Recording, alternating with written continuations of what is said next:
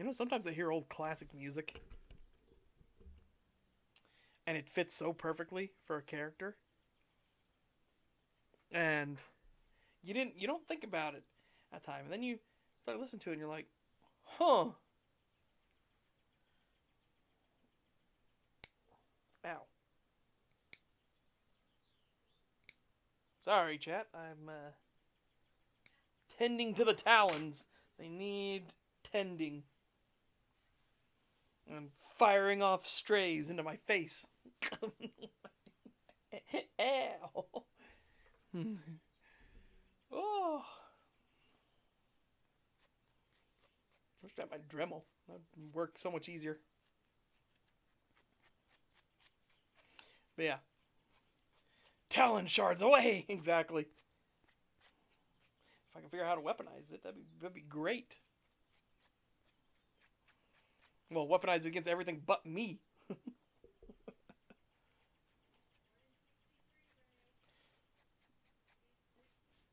Alright. But yeah. So, we were just going along, and Pat Benatar Heartbreaker would be such a perfect song for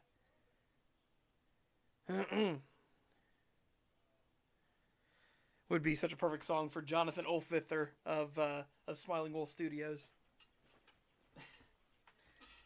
You're the right kind of Santa to release my inner fantasies. The invincible winner, and you know that you were born to be. And what a perfect song. What a perfect song. You're a heartbreaker, dream maker, love taker, don't you mess around with me. You're a... It's such... The lyrics are so perfect for it.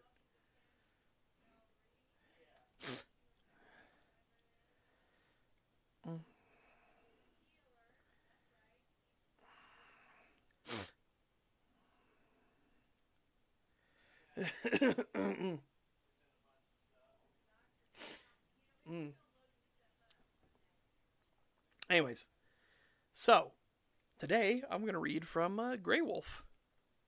Because why not? And then we'll jump in, and I have finally finished all 3 factions in ESO. Hooray. I made Razumdar mad at me, but I had to think logically, like, what would Strithelfer do? Would he follow the objective? Or would he save the asset because the asset is more important? And the obvious was he'd save the asset. So I saved Razumdar, which pissed him off. Because he's like, your objective was to destroy this evil, monstrous crown that could subvert people's minds, but I guess, fuck you for not following orders. It's like, okay.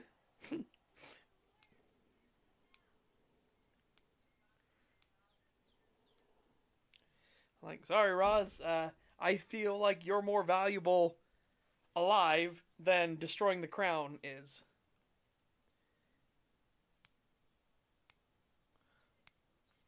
And it's funny because when you talk to Queen Irene or Razumdar after this,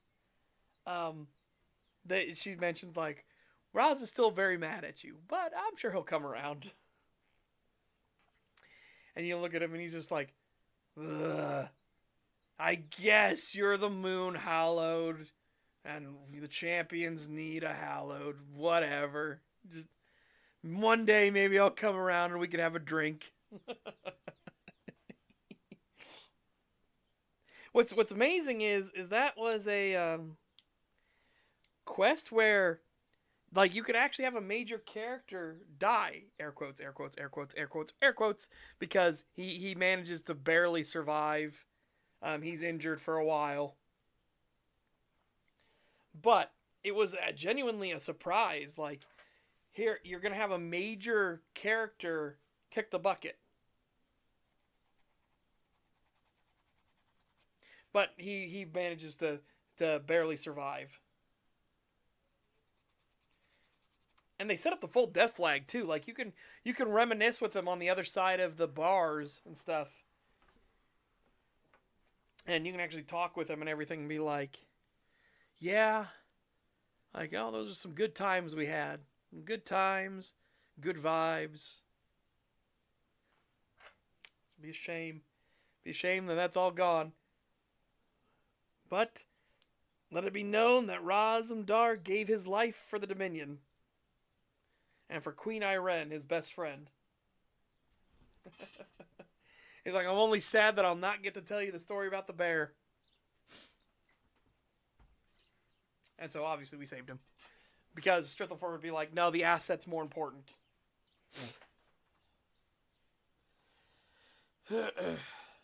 Okay. Now, let's get into...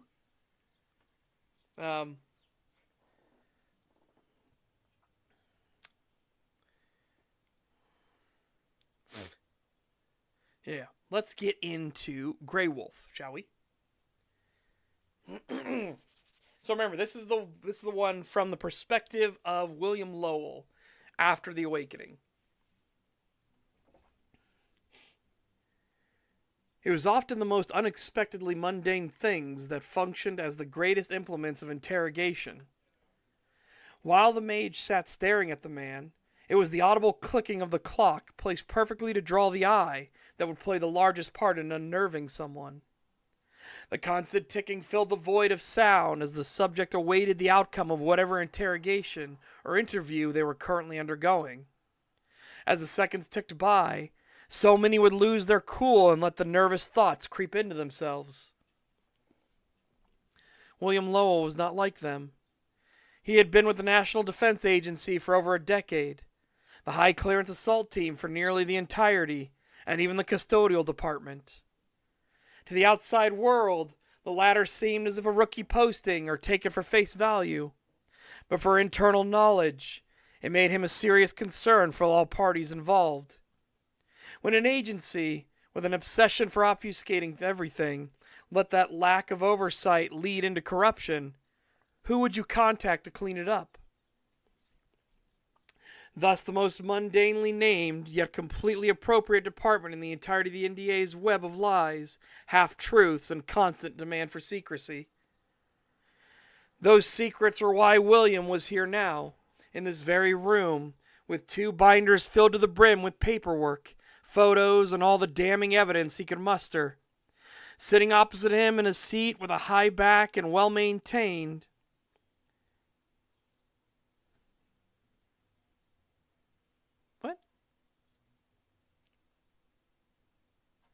appearance. Whoops. For whatever reason, I didn't finish that thought right there. And well-maintained appearance was the hand-picked director of the entire agency itself. A man best described by the clothing he wore rather than the appearance of the man himself. Oh, let's do instead of appearance, let's do visage. A truly damning condemnation of the so-called director in Mr. Lowell's eyes. His suit matched the expense of his calculating ego and the clear political games he had played to get here. So, you killed your commanding officer, is that correct? His voice was a strangely cold and distant thing, even if William's focus was split looking at the reflection of the mage sitting nearby. That is indeed correct. As I had reported, William's focus remained on the man in the reflection, who merely pretended to take notes, but his game was ill played. It was not for any lack of effort from the man, but the creature sitting on the desk beside him gave it away, for the Ander were visible to him now. There was at least one saving grace to a wizard's familiar, in that it could not see what he truly was. As part of the binding contracts would strip their senses towards more mundane means. Oh, then what is the problem? This turned his focus back towards the director, who casually lifted the cigar from a resting tray and took a slow and steady drag on it, savoring the sensation and flavor. We've uncovered communications with other command posts, and given the level of corruption that Lorcan Thetis was engaged in, we should initiate another purge. This made the director scoff, for he settled the cigar down once more and looked, almost boredly, into William's blue eyes. There's never been a director with the NDA who has had more than one purge within their first tenure. The last one was 3 years ago, and from your records on our files, you participated in that purge on the West Coast.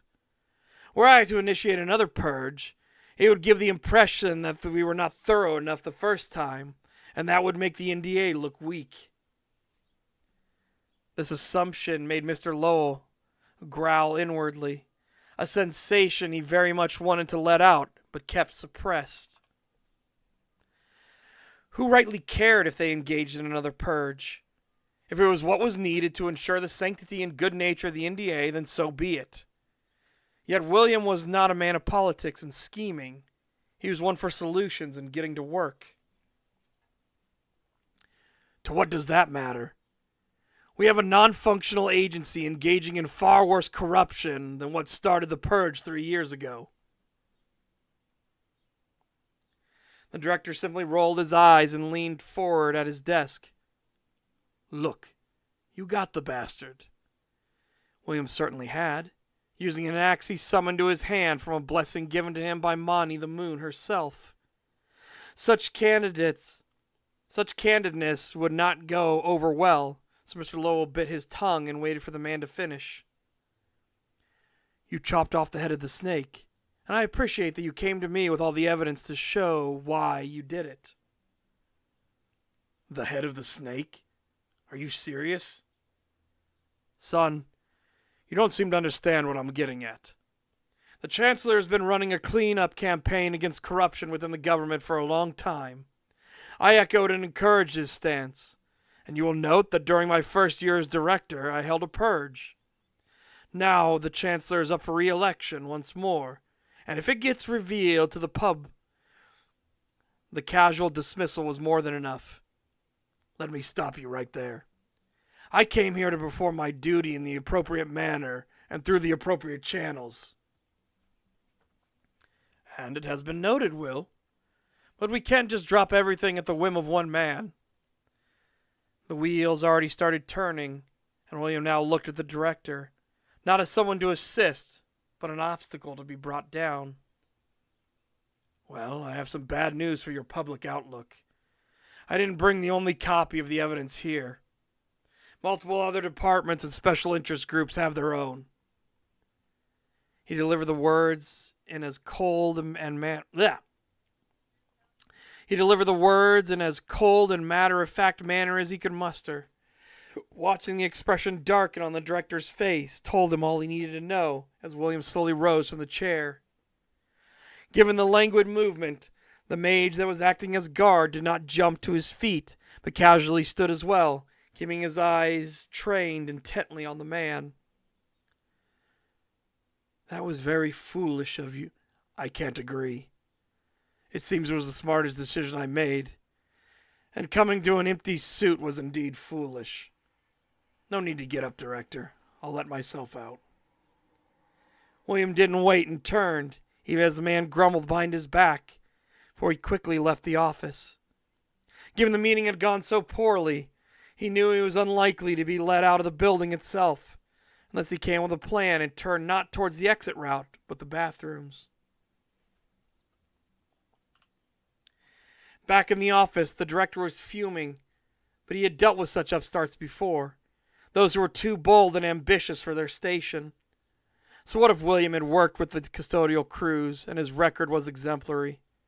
He was a single man against the tide, and part of that tide was now coming, as the director turned the hardline phone directly to the security department on base. Maybe tuned. Turned. Security, I want you to take William Lowell into custody. Do not allow him to leave the building. He's unarmed but should be considered dangerous.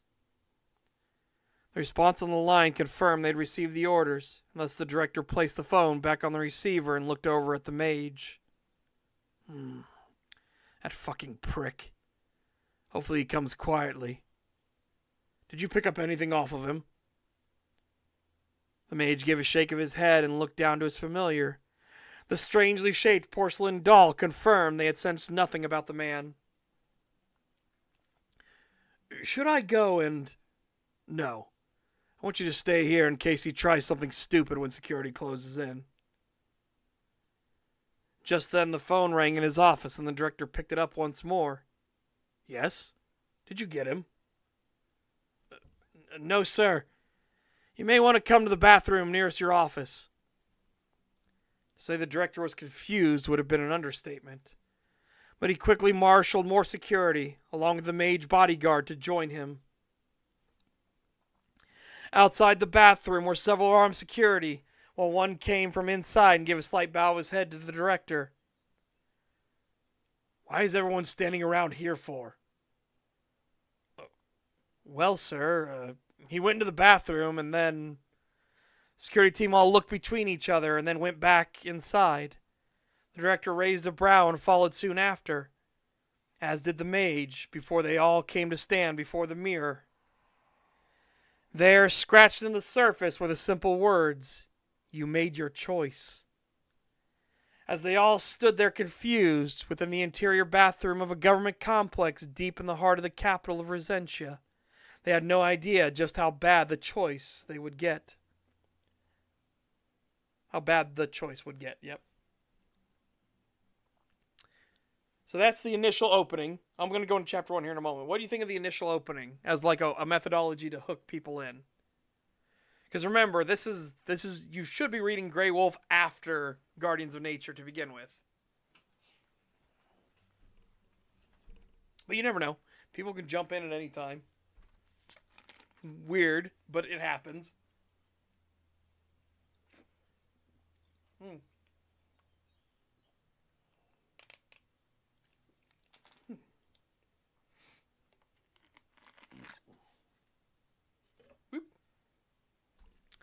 No thoughts, head empty.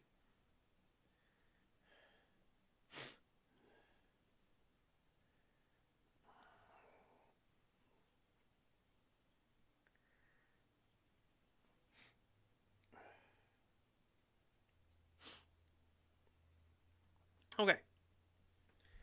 All right, chapter 1, preparations for conflict. The woman nervously paced around the lobby of the hotel, one that had been undergoing exceptional construction work. The site had already received extensive work before, but once the true worth of it was uncovered, there was nothing to stop the fervor. In this, she and her love had been granted a grace beyond compare. Even in this den of lustful appetites turned to profit and comfort against the horrors, they had shown the pair of them incredible kindness. Would you please stop pacing around the lobby? By the fucking Ander, you're making us all nervous. Well, incredible kindness most of the time. Kindness most of the time. Oh, I'm sorry. Love of my life walked into one of the most fortified installations on the continent, headed by the single most powerful man besides the Chancellor himself, and is about to air a bunch of their dirty laundry. The woman glared firmly at the man who had spoken to her, one considered young by the standards of the tribe that lived within the hotel. Yet it was not he that spoke up in response, but another man, larger and older of the two, that gave his gruff answer.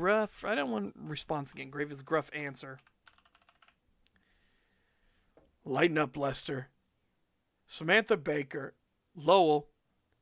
Right, Samantha Baker Lowell. The woman rolled her eyes and sighed at the almost correction made. Is going through a bit of a tough spot, being in the crosshairs of some of the NDA. And with her husband meeting the director of an organization we know is corrupt as all shit. Oh, don't lose your feathers. The man only left last night. The man's interruption and joke caused the other two to glare at him, but the pun was far too good for him not to use. I wouldn't tempt her, Les. Ravens are exceptionally good at going for the eyes. This made the young man jump a little and look at Samantha, who started to walk with purpose straight at him. David, help! Stop her! Lester's pleas fell on the older man's ears and were rejected, as he simply laughed heartily. Samantha played up the pretense, even acting as if she were about to switch to her true form, just to scare the pup a bit more. It was hard to think that Lester was in fact one of the leaders of the tribe who owned this hotel. The Wolverine here were all of the Smiling Wolf Studios Aether, a name they chose to act as bait for the corrupted Vordir that so offended their sensibilities. This name had also done the opposite and brought undue attention to their doors from other Aether, but such was considered a small price to pay for ridding the world of any vile smilers. The young man himself was a little thin, with blonde hair and sky-blue eyes, the former of which was cut short and left a bit messy. He also bore all the hallmarks of youth, especially in temperament and appearance, choosing to wear branded clothing of rather dubious value. In fact, his current attire bore the striking figure of a wolfman tearing his way out of clothing with the equally subtle "letting my inner wolf free" emblazoned underneath it. The sheer audacity of this Wolverine to wear such a shirt lent a sort of comical absurdity to him. While not exactly on the opposite end, David looked every bit the elder of the two. His black hair with slight traces of gray was drawn back and neatly shaped. His light red eyes, a trait most associated with those from the Imperium, added to the chiseled look of a veteran. He too wore more casual clothing, but his had no such branding on them, but were tight to his frame, showing off the staggering musculature underneath. The truly opposing end of the young man would have been the chieftain and his right-hand man, or right paw wolf. Said man entered the lobby from the bottom floor offices, casting his fiery emerald eyes at each of the ne'er-do-wells, causing a ruckus. Hold on. This brought Samantha to heel, while David and Lester both offered a bow of their heads. What the fuck? Sorry, I just had a little tickle.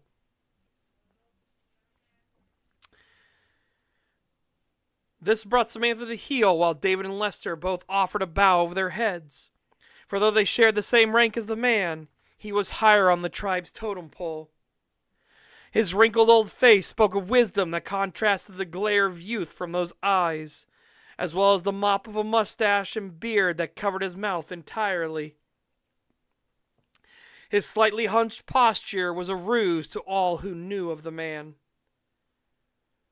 "Tell me, what exactly is the cause of this little disruption?" The man's voice was a mismatch to the elderly persona he wore. The voice of a strong youth. In fact, he was far younger than the chieftain and nearer in age to David. The guise of an old man was just that, or as the wolves in Smiling Wolf Studio would say, appearances are only that. In truth, he was one of the most dangerous spea amongst all the wolves in or near Lapradia. One day, though, he would have to undergo the rejuvenation of the Wolverine, and the guise would be thwarted. "Victor, we apologize. Our Revoran guest was just worried about William." The spea was still wearing his old and tattered, though repaired lovingly, tan trench coat, with a business suit beneath. This attire added to the overwhelming difference between the other two wolves. "Her troubles are understandable. Her mate is a brave man, if a bit of a fool." Samantha tensed up and wanted to speak out, but Victor raised his hand to command silence. "Perhaps the word is too harsh. Naive would be more appropriate. But I believe he is fooling himself into thinking the NDA's director will aid in the task he has set for himself." "I suppose you are correct, sir. But William has to try. It's what he believes in, that everyone must be given a chance to make the correct choice before being cast down." Victor gave a nod and gently stroked his beard a few times. I only pray to the Ander that he is strong enough for such a conviction. He already has the attention of the divine dragons, and Frostfang is a truly powerful Ander, near to that of an incarnation all on his own. He will need you to help shoulder the burden of that spotlight upon him. He's the strongest man, or wolf, I know. Samantha's words were a bit charged, but Victor simply let out a soft chuckle before he clasped his hands behind his back. We will see about that. I've heard that our beloved chieftain will be sparring with him for training and to judge his combat abilities. I certainly look forward to it. Watching Jonathan fight is a thing of true art. Though Samantha could not agree or disagree to the statement, the other two wolves were eagerly nodding their heads, with Lester even smiling before he spoke. I've missed watching the big man fight. That last pack fight, 3-on-1, was incredible to witness. I still hear the Ander gossiping about it to this day. 3-on-1? Like wrestling, or when you say sparring, what do you mean?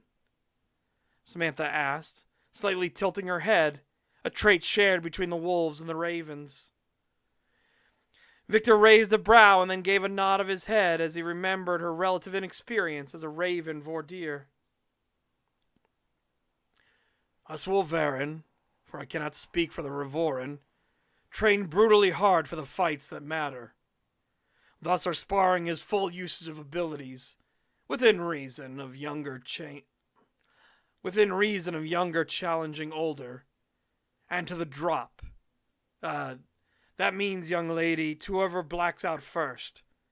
Our bodies can handle incredible punishment, but eventually, or through skill, we can be dropped into a stupor.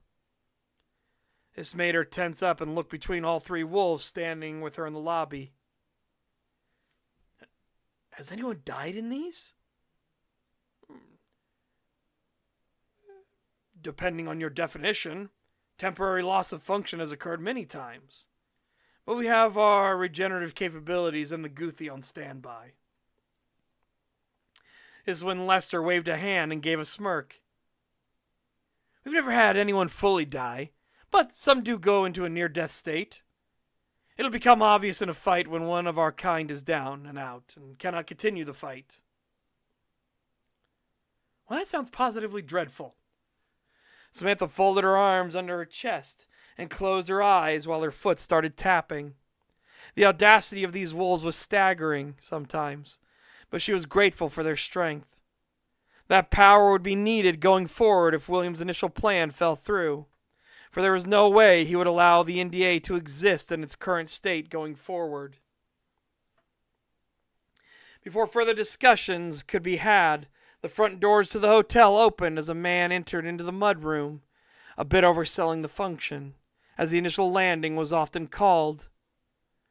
This recessed area allowed those coming inside to get the dirt, grime, and rainwater off their shoes using the brushes and stands. With such fine weather currently, the man had no need for it, and thus stepped up onto the raised floor of the hotel itself, as the three Wolverin and the Revorin woman turned to at least see who entered. The man was tall at 6 foot 6 inches, with incredibly well-defined musculature from the intense training he put himself through. His bright blue eyes contrasted the dark brown hair and beard, both of which were kept in a well-groomed manner, accenting his face that looked to be chiseled from marble by the hands of an artisan. His clothing was plain and practical, with black combat boots, pressed gray military pants, and a fitted t-shirt that helped accent his body all the more. The very sight of him told so much, and this telling caused Samantha to run over and leap into his arms. Yeah, hello, love. Glad you missed me so much. William held her firmly and even placed a kiss to her cheek, which she did not accept, and instead forced one back onto his lips. While the pair of them were getting reacquainted from the brief but incredibly tense period apart, the three others looked between each other. There was an unspoken decision to give the pair some space, but as they started to depart, William snapped his fingers and broke... Snapped his finger, whoops. That sounds like he broke his finger. Snapped his fingers and broke off the kiss. No, I need to talk with you, Victor. This made Samantha sigh and slowly draw her feet down to give William a break, but she still remained leaning in against him. This was another part of him that she could hardly admit in good consciousness out loud. He always smelled incredible. I take it all that the talks didn't go well? Even with the thick mustache, it was obvious that the man was smiling as wide as he possibly could. It didn't help that those youthful green eyes were looking directly at Samantha and all but screamed, "I told you so." Unfortunately, but I suppose I always knew it was going to go south. Hence why I spread the information to so many different, well, I suppose groups, agencies, and factions. William sighed some and closed his eyes, which caused him to miss Victor suddenly reassessing his earlier statements. Samantha didn't miss it, though, as the look was written plainly on his face, and thus she smiled back at him with her own smug countenance. Damn, perhaps I was wrong. Samantha didn't give him a moment to retract the statement as she jumped up and pointed at him. That's right. William looked between the pair of them and tilted his head while his right brow raised. Okay. Anyways, I want to speak with Jonathan as well. I need some advice from him and to get some information. Victor gave a sigh and scratched at his beard before grumbling a bit. It was only as William was about to speak up once more that Victor broke his contemplations in silence. Our chieftain is currently in deep negotiations with... William rolled his eyes and growled, an indication of his heightened emotional state. Just say he's fucking. Don't beat around the bush. This is when Lester suddenly chimed in. He's certainly beating his mate's bush.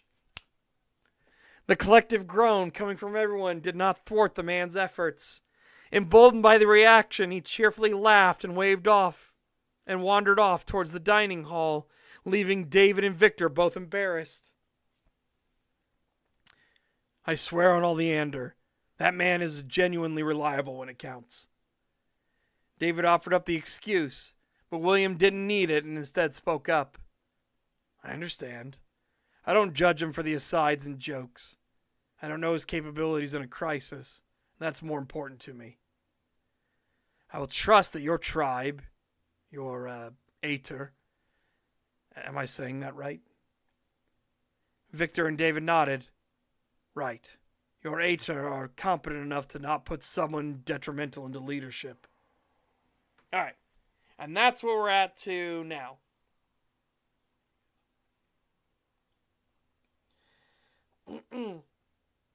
That is what we are up to now in Grey Wolf. Again, studying more about the foundational stuff, getting more of the interactions, playing up a little bit of Smiling Wolf Studios and how their kind of like go-to is. And again, Lester being Lester.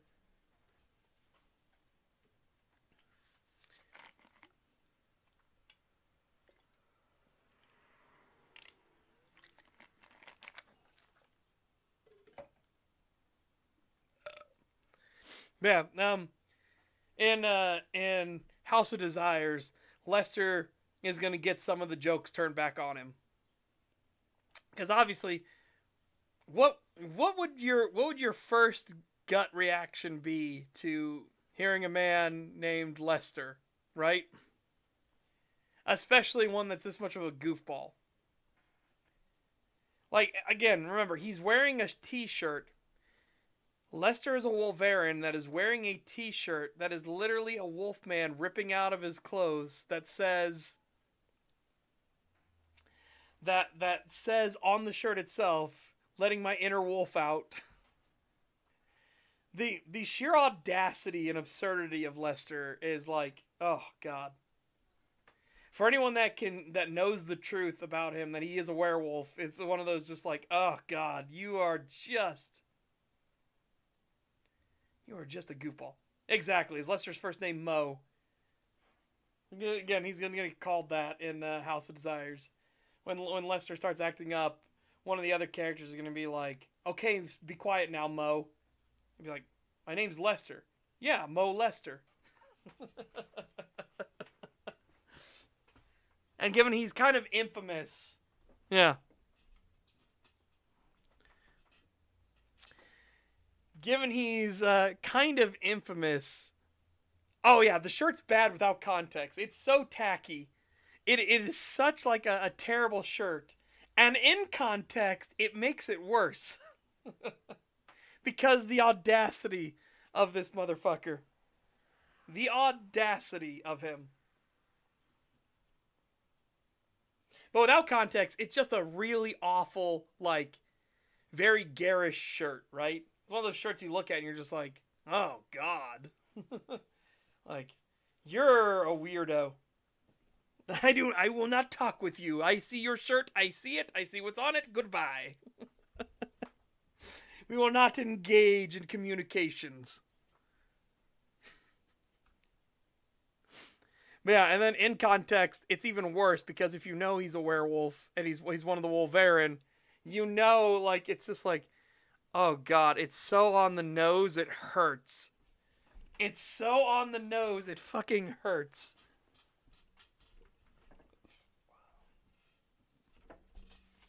Yeah, Elder Dragoon, he's not just a top tier cringe lord.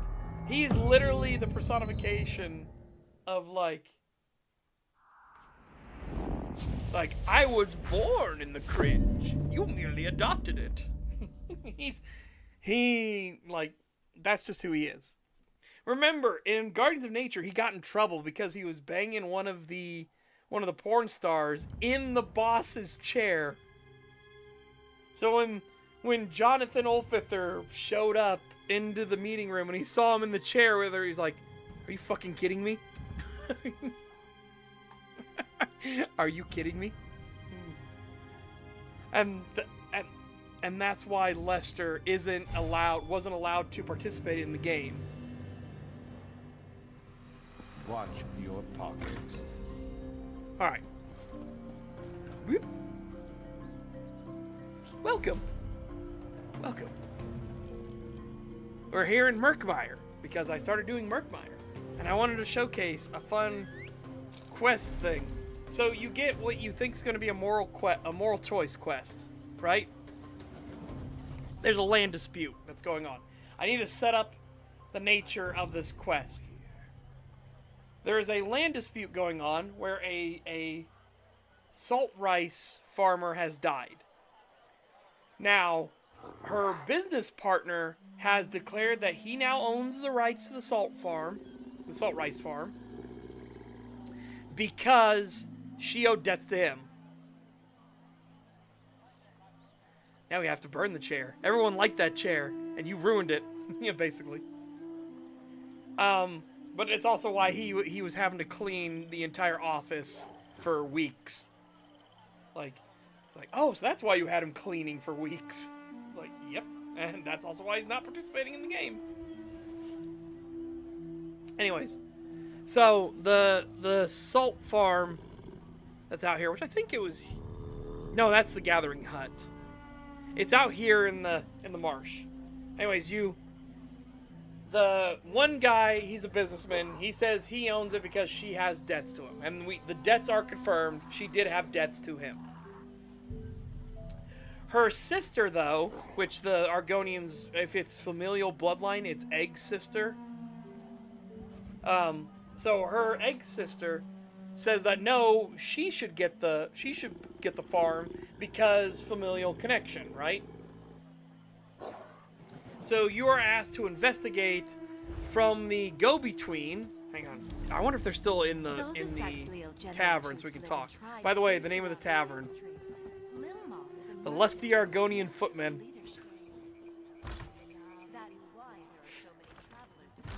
Oh, I'm going to be doing the... Make sure you do not do the one dailies. don't do the Deadlands, the Fargrave dailies, for obvious reasons. Okay, they're not here anymore. But there was an Argonian that was asked to be the arbitrator because there's not really laws in the same way in there are in other places in Cyrodiil, or all throughout Tamriel, I should say. So it's not really laws. So what you do is when there's two parties that are at odds, you get an arbitrator who comes in to try to smooth the waters or calm the waters. And this arbitrator was trying, but both parties were so heated with each other that he sought help from a shadow scale. What a shadow scale says in Blackmarsh is the law. If a shadow scale tells you to do something, you do something. So a shadow scale being brought in as an arbitrator is important. The shadow scale asks us to investigate the situation because, remember, beware of anyone that's old in a profession where people die young. This shadow scale is so old that when you say that they're in their 50s or 60s, they laugh and they say, "That's so sweet of you to think I'm that young." They're so old they've gone blind. That's how old they are. And they're like, "I need you to be my eyes." Oh no, not in. Oh yes, well, because remember, their stuff is dangerous, right? They have dangerous missions and tasks to do, and shadow scales can fail. Like, just because you were made a shadow scale doesn't mean you're going to be the bestest ever. There are different levels of shadow scale, right? You have the new initiates. You have the ones that, like, their heart's not really in it. You actually get to meet a couple of them in the Aldmeri Dominion storyline. I want to say it was in Grotwood? Or was it in Greenshade? Here it was in Greenshade, right? I think. No, that's wrong. Where is it? I knew it was in Grotwood.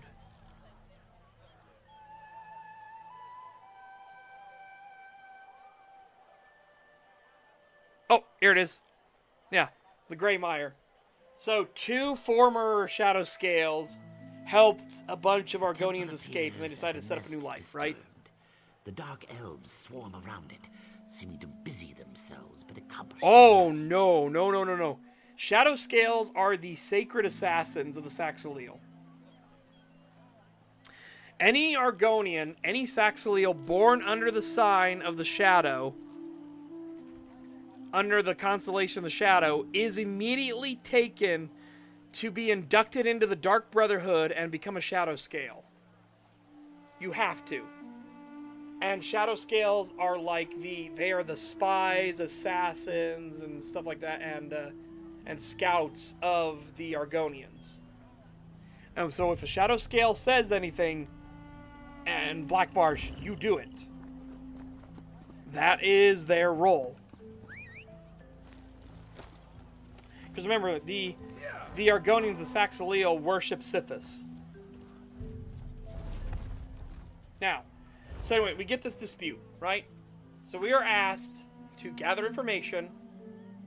We are asked to gather information and evidence for the Shadow Scale because obviously she doesn't have her eyesight anymore.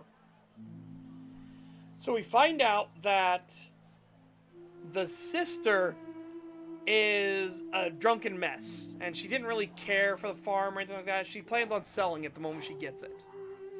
We then find out from the business partner that yes, he had a lien against and multiple loans that they need to pay back to him, but he was the one that was dealing skooma to the sister, which is what was causing her addiction to then make the farm be less profitable, which is why the farm needed a loan, and he was more than willing to give it, so that he had both sisters in his pocket. And now the Shadow Scale hears everything that, like, so the sister is a drug addict loser who's going to sell the farm and doesn't really give a shit about it. And then the businessman is also a piece of shit that caused the farm to lose its profitability and saw it as a way to intentionally get his grubby little mitts around the farm owner, too. Because the farm owner would obviously take out the loan to protect her sister. So she says, all right, I've heard enough to render my judgment. So I want you to go get bog willow bark oil, and I want you to go get perfume snapper oil. You're going to have one of them is going to slather the bog willow oil on themselves, and the other one will slather the perfume snapper oil on themselves. Like, okay, this is what we've been tasked to do. This is what we have to do. These are our orders from the Shadow Scale. And it's funny because the original arbitrator, like, hears what she's saying, and he's like, maybe it wasn't such a good idea to get the Shadow Scale involved.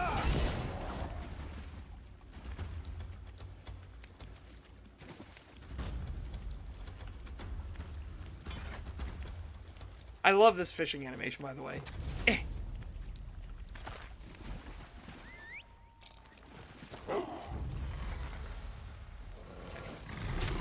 Let's not pay. Heading back into town.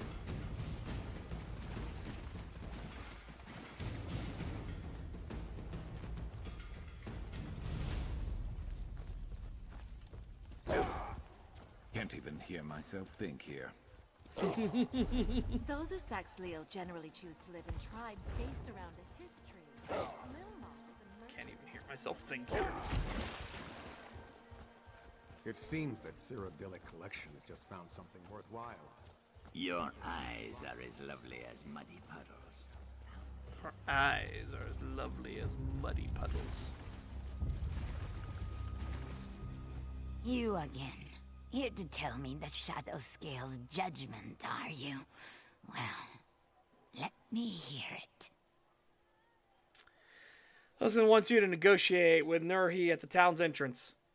Negotiate? With that spineless Kuda? Fine. Besides, it's about time that someone put Nurhi in his place. There's no doubt that the Shadow Scale will agree with my claim. She wants you to rub this oil onto your scales before you attend. What's this? Smells like perfume. I'll do as the Shadow Scale asks, of course. Not stupid enough to go against her wishes.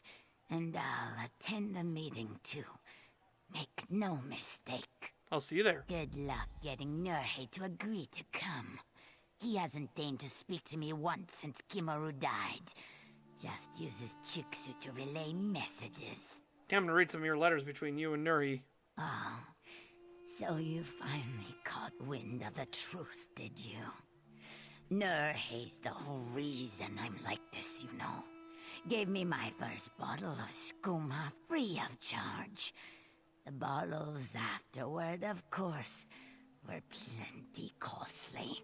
And so you stole from your sister to keep up the habit. What do you know? Who are you to judge me? It was different before, you know. I had a life, I had a family, and now I have nothing. Nothing but a muddy scrap of land that might let me finally move on from this swamp pit. You don't deserve your sister's land. You're the reason she went into the ruin. Shut up! Just go away! I won't hear another word of this. You're lucky there's a Shadow Scale involved, or I'd burn down that whole farm just to spite you all. Then no one would get anything. Is that what you want? Ugh. Just go away! Oh, just go away.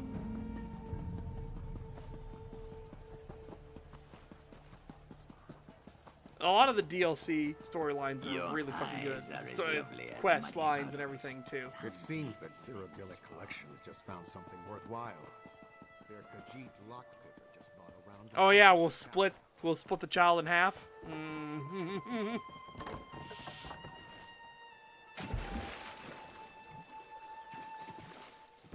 Alright.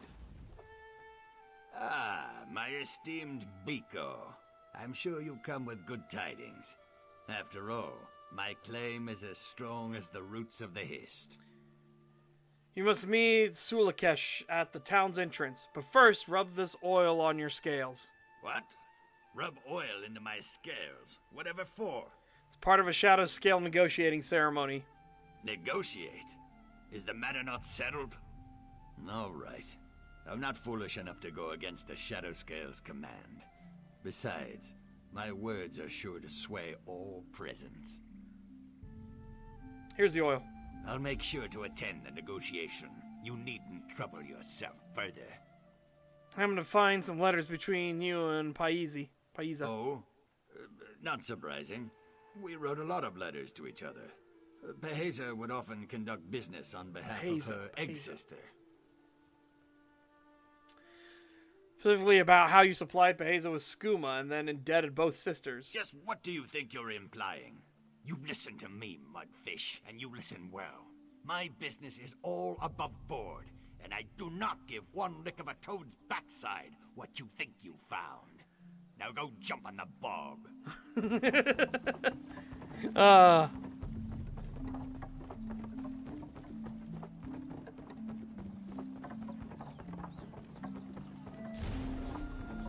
Go jump on the bog.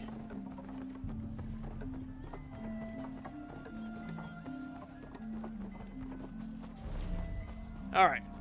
So now, let's go attend the negotiation, shall we? I'm with you.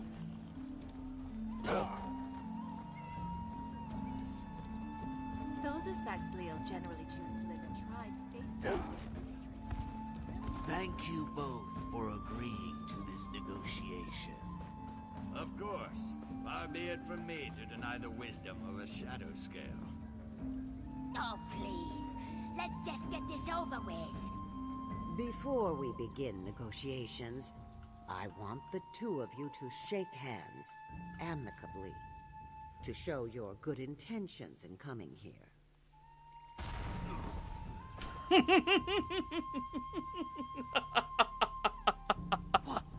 What happened? What did you do?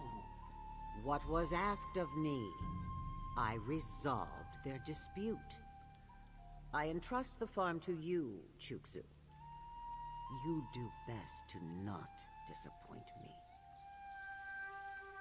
Yeah. So, yeah, blew them both up. Because when the two oils are mixed together, they have a very volatile reaction.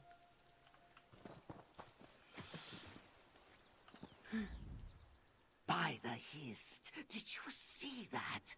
They just touched and exploded. I suppose I can't be too surprised. I was the one who suggested we go to a shadow scale in the first place, though this is not the resolution I had in mind. And so, the farm now belongs to one who is worthy of it. I'd much rather pass such judgment with my own hands, of course. But at my age, this is the best I can manage. So you plan for them both to die? I saw the needed resolution and acted accordingly. That is all. My rulings are always just, though not always pleasant. I thank you for your aid in the matter. Here, a reward is only fitting. Complete quest. In the name of Sithis, I have brought about the needed change. That which hindered has been removed. That which must be, shall be. Your judgment seems harsh. Did they really deserve to die? It seems the midge dislikes my judgment. Weeds choke the garden, and so they are uprooted. The limb begins to wither, and so it is cut away. A sacrament is uttered, and so a life is taken. That is the will of Sithis. She was, but she could have gone to anyone for help, but she didn't. Instead, she kept stealing, right? Like, yes, she was the initial victim, but then she didn't go for help at all. She didn't talk to anybody about it. She just let herself spiral and kept stealing and taking, and hurting her sister more and more and more.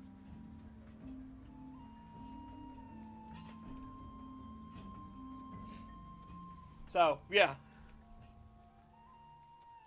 Welcome to the Will of Sithis. Remember, Sithis is all about death. It's gets into a really interesting idea about, like, the way ESO re-examines Daedra, right? No. Not the Lady of Death.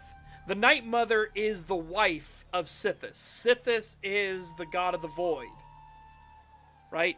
He is the serpent. The Night Mother is the one who is all about death. Sithis, the idea of Sithis is, in this, because it gets re-examined, is that he's not about the concept of death. He is the needed change. He is the cycle, right? That you need things to collapse and rot and decay and change. That's what his is. It's why he's not an embodiment of, like, oh god, this gets into the whole thing of, like, what is a Daedra, what is an Aedra, what are the divines, what is, like, because Sithis is technically, he's not a Daedra. Sithis is just a god, right?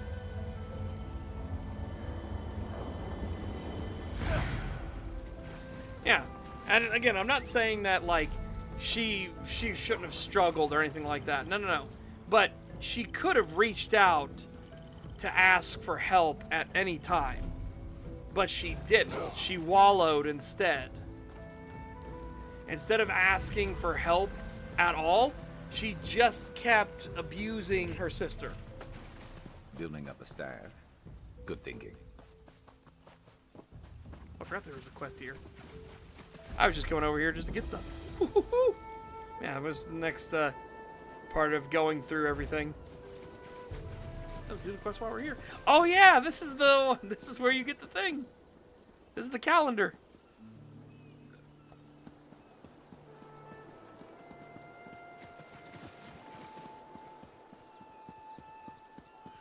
Oh, I need to get these calendar tablets back. Many apologies, traveler, but the Zinche Konu is not able to take visitors at this time. Zinche Konu? Did you not come to see the monument? The Zinche Konu is an ancient calendar. Each of its 12 tablets represent a month in the year's cycle. Unfortunately, all of these tablets were recently stolen. You have any clue where they are? This is the quest to, whatchamacallit, this is your antiquities, your historical artifacts for Murkmire zone.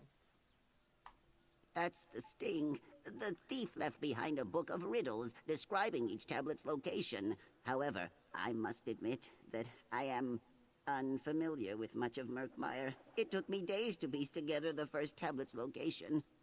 I can help you find the tablets. I erect the spine of thanks. You'll find the first tablet in the belly of the Myrgaunt that lurks near the infamous Black Rose prison. Feel free to take the Book of Riddles to help in your search. It does me no good. Tell me more about the calendar.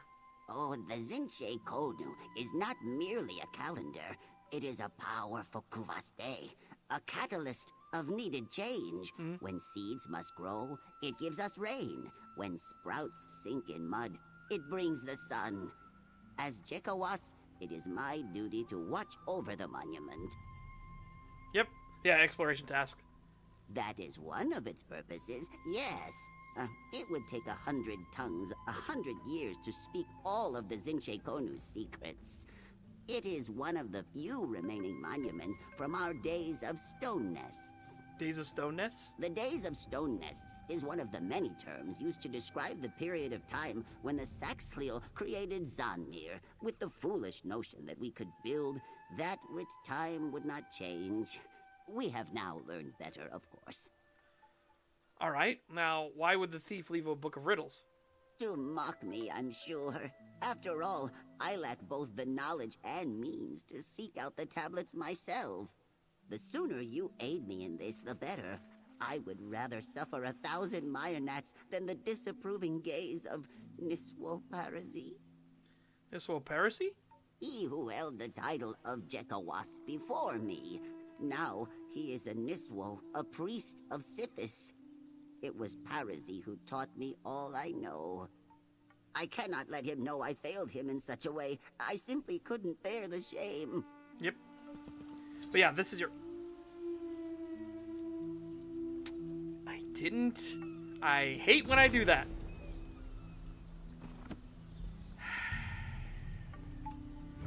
Alright, you're gonna have to, pardon me a momento. This one is at you. Thank you. This one works especially.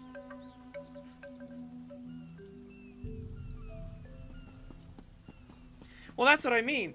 They get into this whole... Got here as quick as I could. What I like about ESO, because it actually handles this with more, like, interesting ideas, is the examination of the Daedra, the Aedra, the various gods and divines, and how they're not all perfect, right? Yeah, as he grinds this on. So I'm gonna head towards the Deadlands as well, Rapar. So we can start doing the Fargrave stuff. When it examines them to be like, what do they actually mean and do, and you know, like, why would anybody worship certain Daedra, right? Like those ones, like, why would you worship Moloch Baal as a prime example, right? The god of rape, domination, lies, betrayal. Like, why would you worship him? Well, it's because you want to be the one at the top that's doing all of it, right?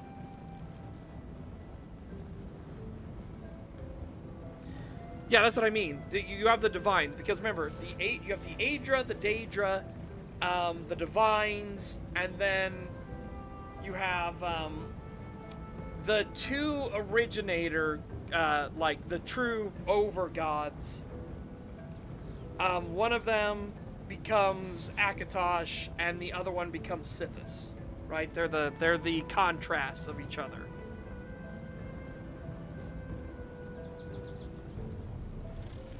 The Unmaker. It would help if these weren't such terrible boss fights. You know what I mean? Like, the grind isn't helped by the fact that these are also abysmal to play. Also, again, Rapar is set to offline. I don't know how. Oh, he just went offline at that moment. Oh yeah, I can't take my stuff yet. We have to wait for Rapar.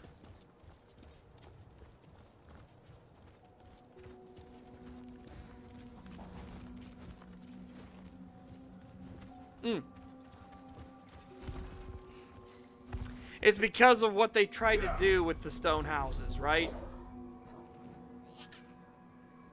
Group.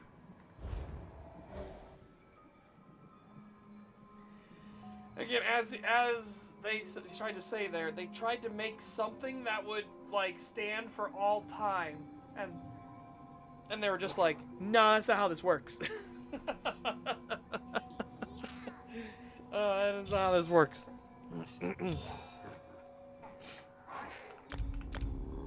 I got both of them. Rapar, did you get both of those quests? I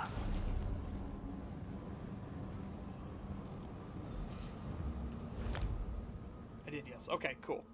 We will meet you. We're headed to the Unmaker first, because we got to check if he's alive, or if somebody's fighting him, or you never know, right? Run the Unmaker first.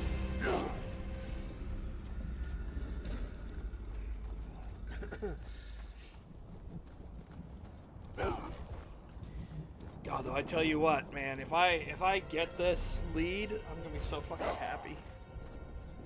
Because this is just pure suffering.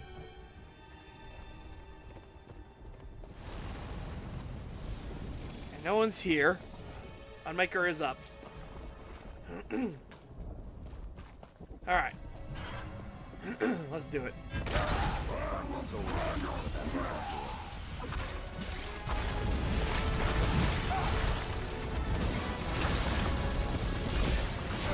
Oh, my food just wore off. It wore off at some point. I had food on. I swear because I have so many, like, things on, that my food doesn't last. Oh, shit.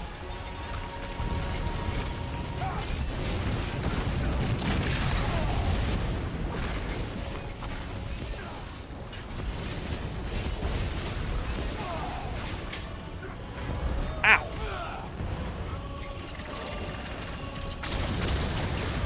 Oh my god. I'm hitting a lot harder because I redid my spec. Oh my god.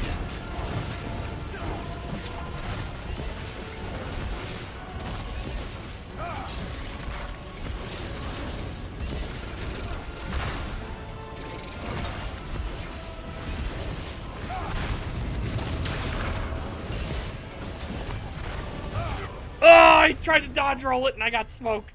Damn it. Alright, I'm gonna put my food back on. I only realized, I swear because I have so many buffs on, that my food doesn't last the 2 hours it's supposed to. I swear that feels like what's happening every time. There we go, that was a huge downside. Charge you. Okay, everything's prepared. Alright. Good looking out. Recharging that. Let's do this. I don't care that he's over there.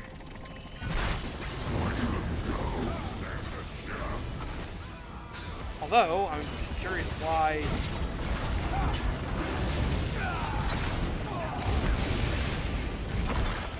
Oh god! Nope.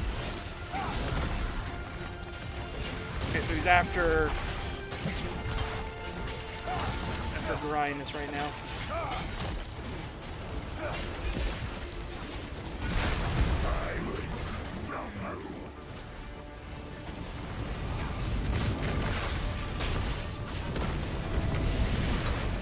Ow.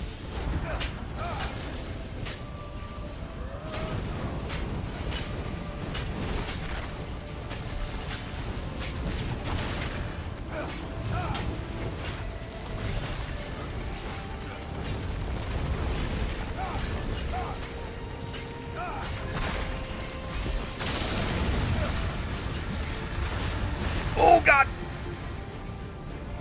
we both about crossed our beams into each other.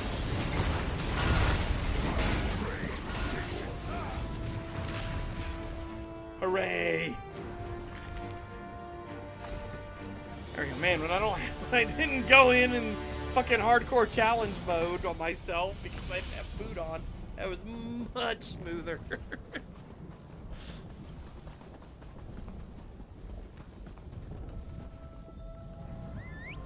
I want to play on super hard difficulty. Let's not have my food buffs on or anything.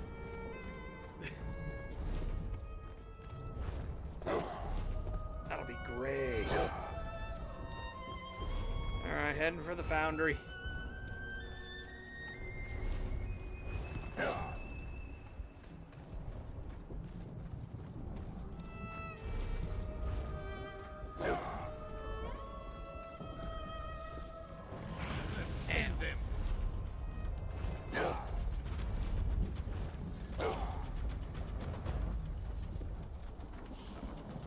Down the wrong path. It'd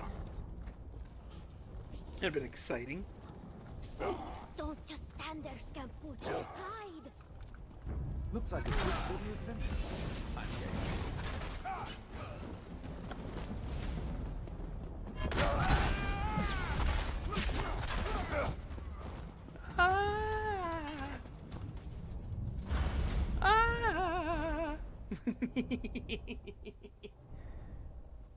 Oh.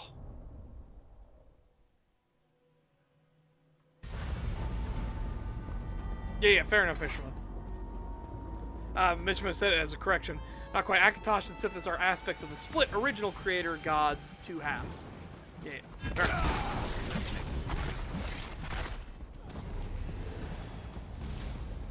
Oh, man. They put it on either side. Hang on, let's go get this one first. So the more efficient one. Oh wait. Grind's not in here. Okay, now grind. This is coming in. So I'll just slow mode it. We'll just kill things on the way. Fuck it.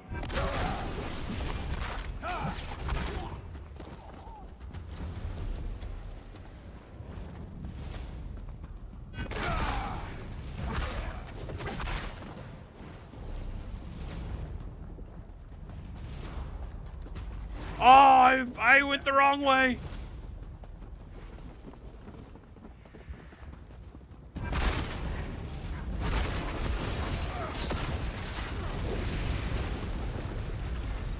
Relic?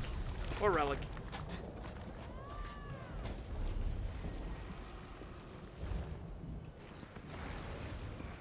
What do you mean?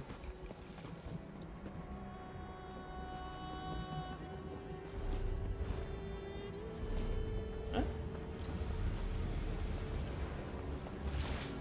If it's not important to the quests, why?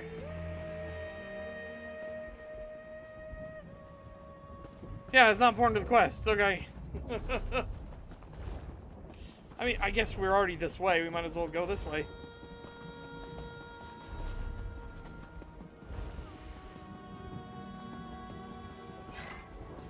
Yeah,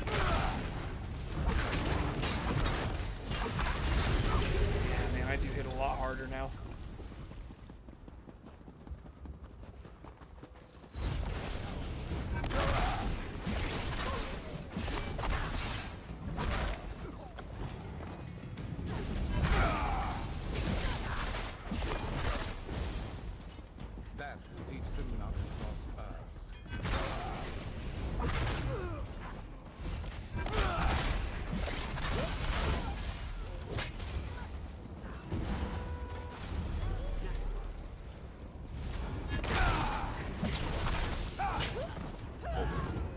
Sauce.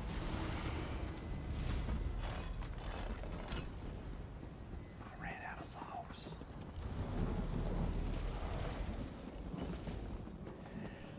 I removed my movement speed buffs because I had a bunch of movement speed buffs. So I got rid of those off of my champion thing and put much more into damage. Which should be really good when Werewolf gets its light attack cap taken off.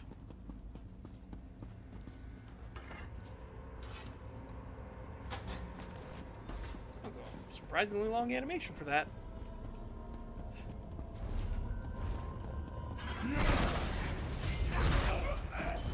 You good? Of course you are.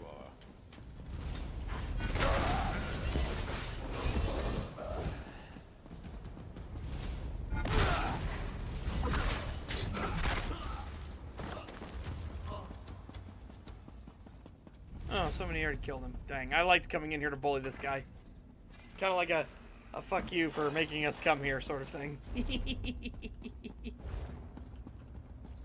Hey, you know what? Let's bully these guys down here. Drop it on their heads. Whee!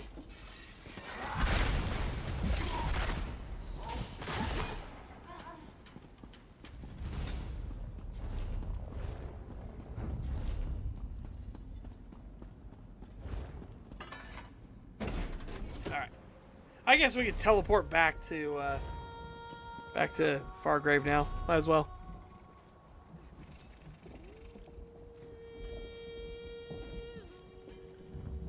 If I use the right ability, because I have the one where if they're under 50% health, it does more damage. But usually by the time I do that, I've already started another attack, and it usually hits them for like 23k anyways, and just kills them. It's like, oh. Oh. Oh. Oh, bummer. Oh. Oh. Oh, bummer. Oh, bummer. He's dead. Oh. Oh, shame. Shame that. You there? I bring tidings from the Dread Lady. Looking for work? Complete a... Okay. Alright, fingers crossed, everybody. Here we go. Nope. And... Nope. Oh. Absolute misery. Okay.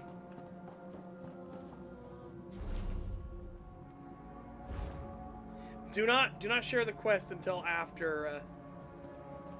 Yeah. So after we make sure Grindis gets his turned in.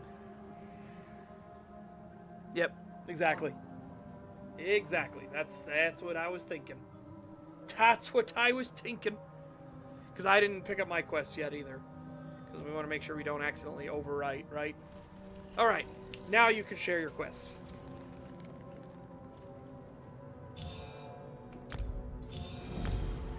Okay.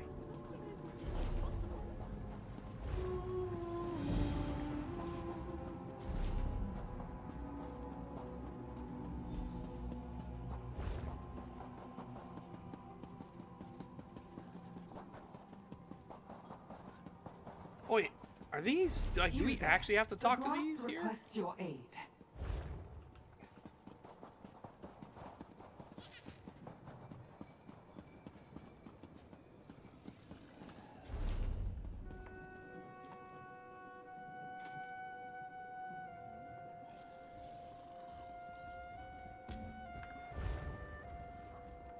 Oh, go to the blood pit. Okay, no, we don't have to. All right. Blood pit's there. We'll check on the world boss first. Check world boss first, and then we'll do the the blood pit.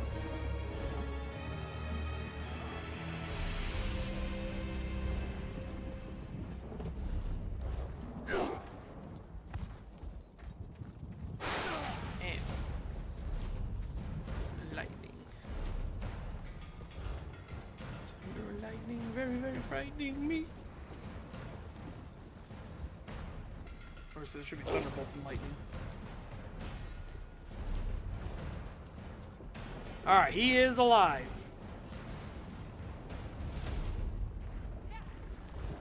He is risen.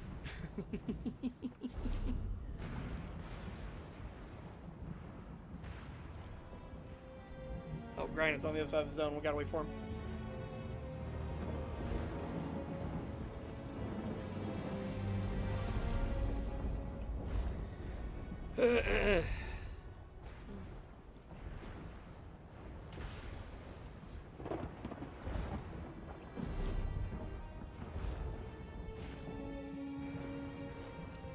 This boss I like a lot more.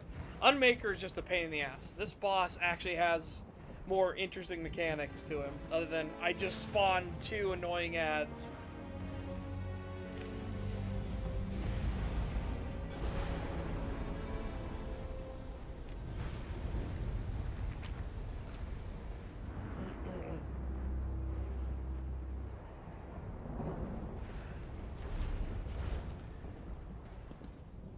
Alright, let's do this. Alright, well, let's do this. Zero! Jenkins!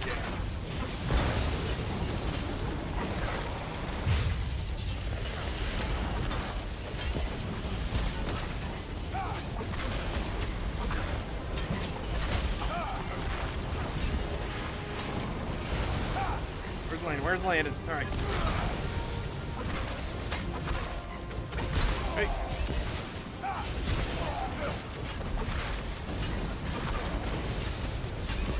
Thank you, so stay focused. No, Sharp is dead. The tragedy, the duality.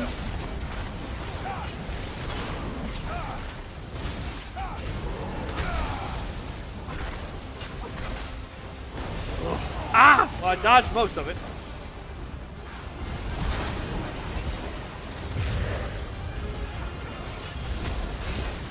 Grind is as sharp as dead.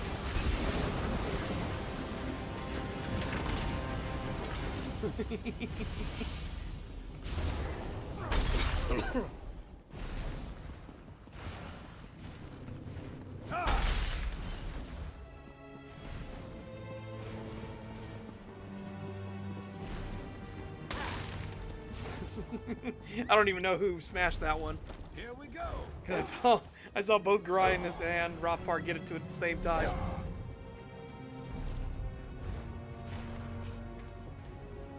On my end, it looked like Rothpar like slowed down and was like contemplating. He was gonna hit it. Like, I'm gonna hit it in the perfect spot, and Grindness just came up and bitch slapped it real quick. Just,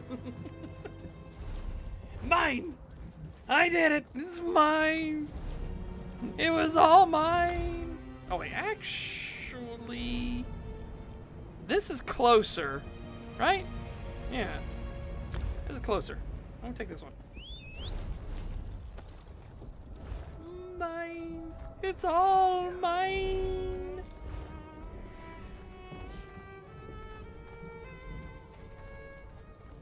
Oh, this is our place letters thing. Yeah.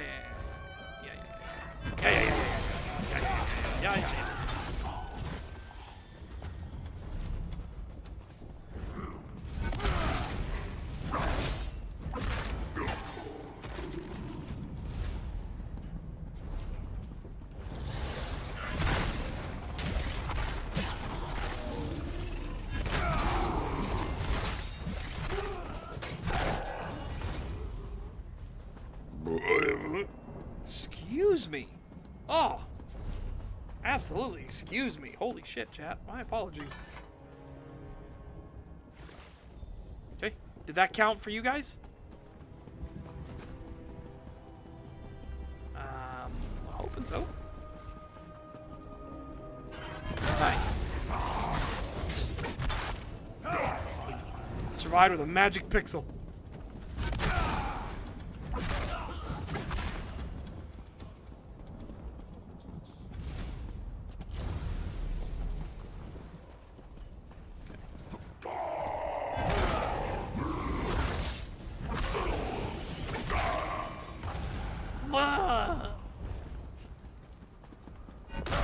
I'm being bullied.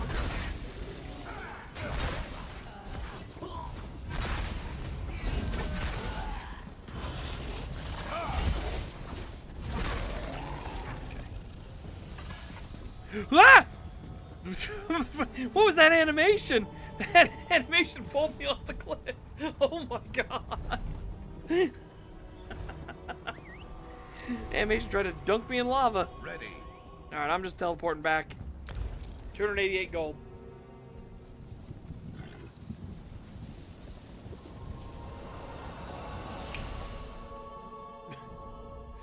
Oh my god. I hit E in my character because he was out of range, decided to run, and he ran off the cliff. Holy shit.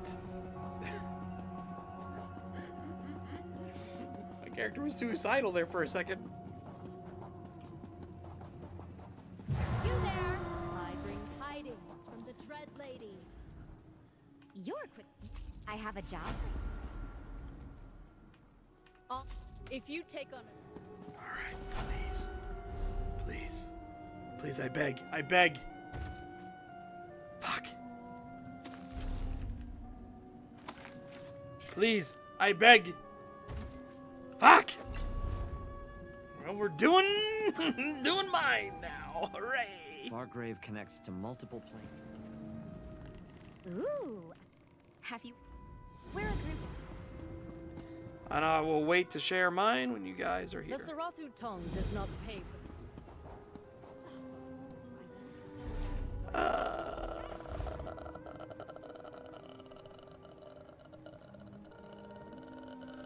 I hate it. I hate it. I hate this daily grind. I hate it. I hate it.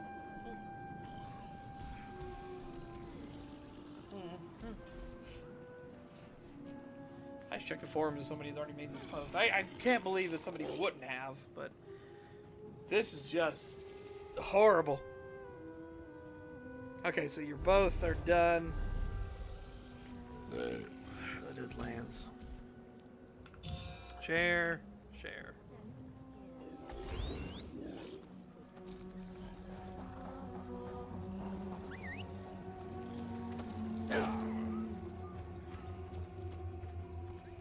Okay.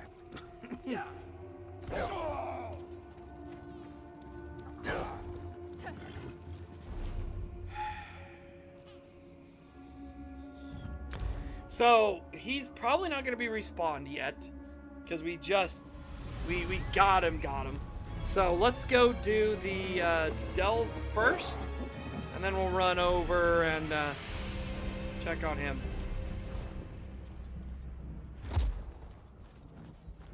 Alright, I mean to sprint. I'm just trying to take my time. Take my time. Grandmother and the hero of Mournhold are counting on me.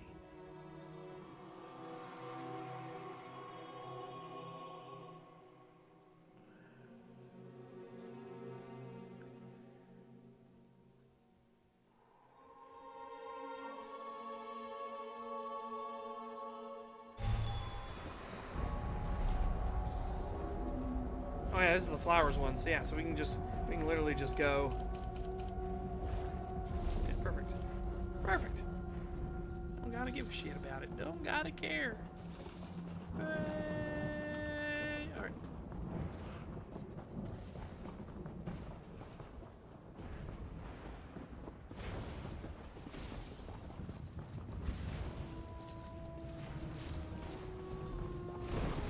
Some viewers.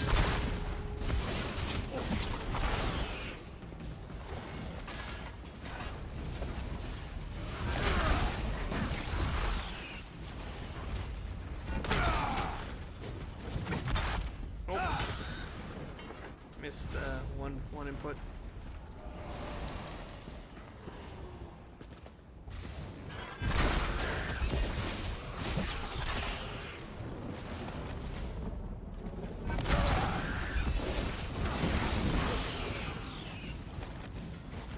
Oh, look at there, Salvador. Yeah.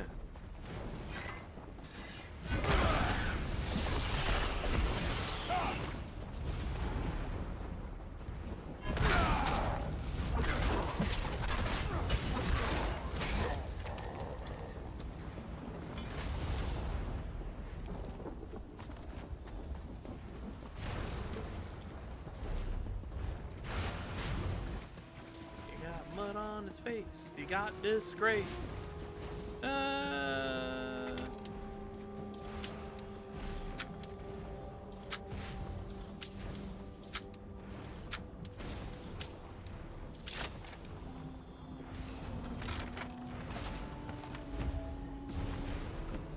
Nothing but the chest is now open.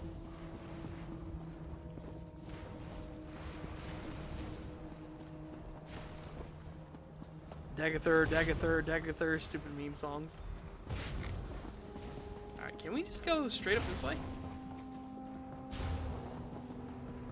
Hop down? Sure we can! There we go.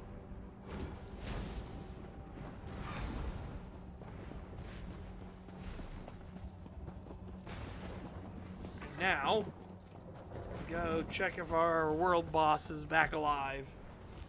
If not, we can camp out and... I don't know. I'd rather explore the nastiest delves than the nicest city. Let's go. Oh, also, I like the Khajiit companion, too. The Necromancer. He's actually a pretty interesting companion thus far.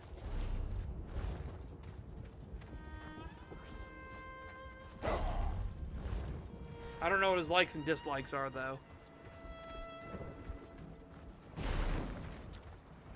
I got him because at first I thought he was just the normal part of the quest line, and then I was like, oh, no, he's a companion, isn't he? And I checked, yeah, he's a companion. But no, he has an actual interesting storyline and everything. He lives! He is risen.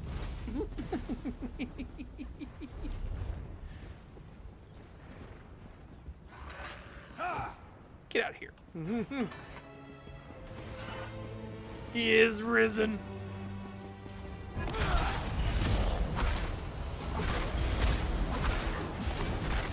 Nope, he's not an evil. He's actually a good necromancer. He's part of old Khajiit faith.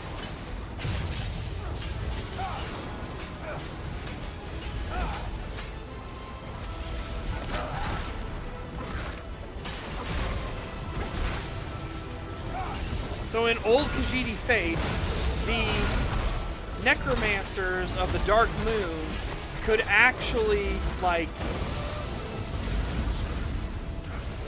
redeem a Dromothra's soul. Instead of having to kill it and just destroy it or send it to the abyss or anything,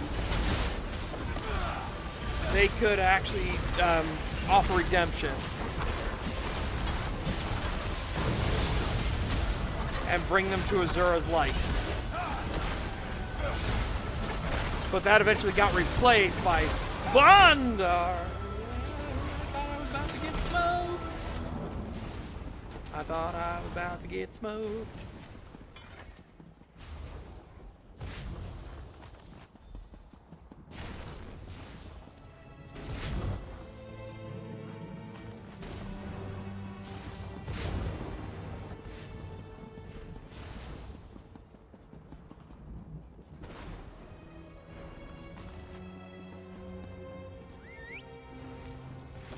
I'm with you.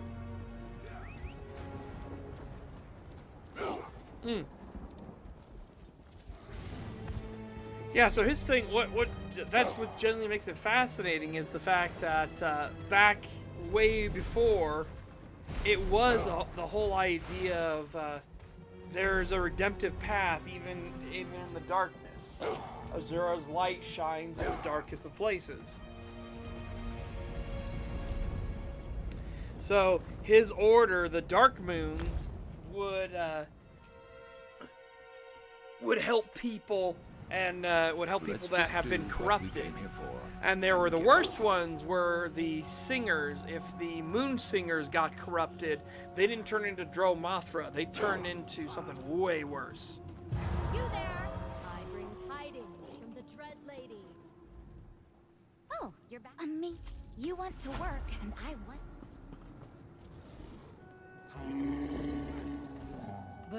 The Sarathu. Alright, please, please, please. Please. Yes, it's part of why they're with Elsewhere, because the Dark Moons were originally not, like, necromancy was originally not evil.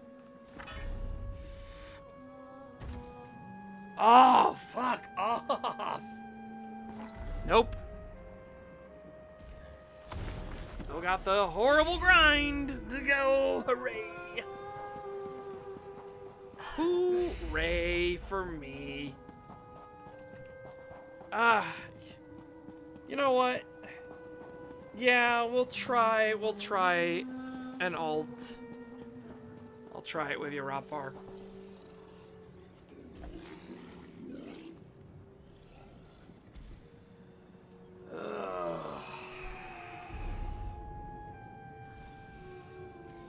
I'm gonna kick you from the group just because we need your alt and not you, right? So invite to group, not Airhild in or Earhild in. Oh, I hate it. I hate this grind. I hate it. I hate it. I hate it. I hate it. I hate it. I hate it. I hate it. I hate it. I just want it over with.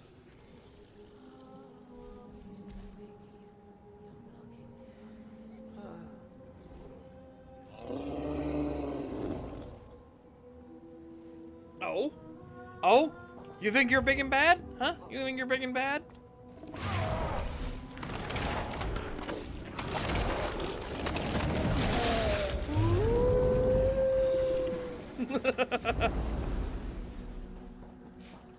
All right.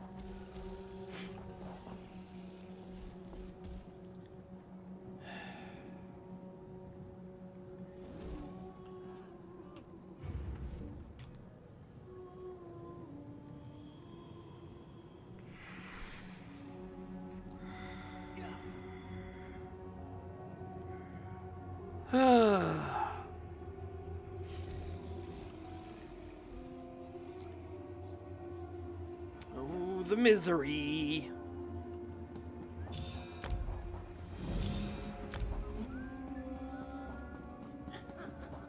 And then, what's the other one? The Unmaker.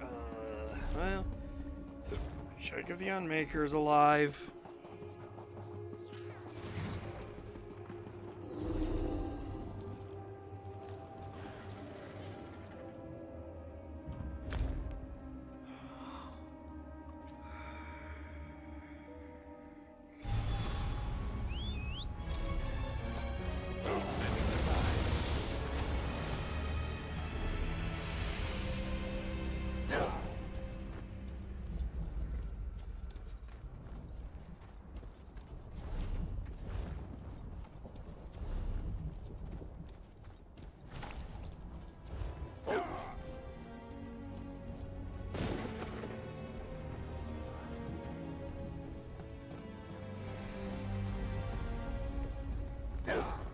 Unmaker's up.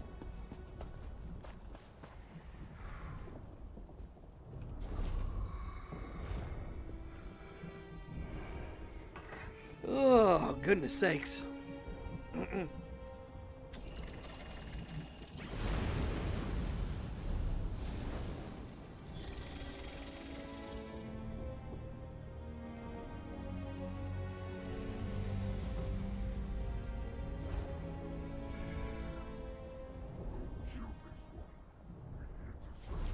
Alright, no worries.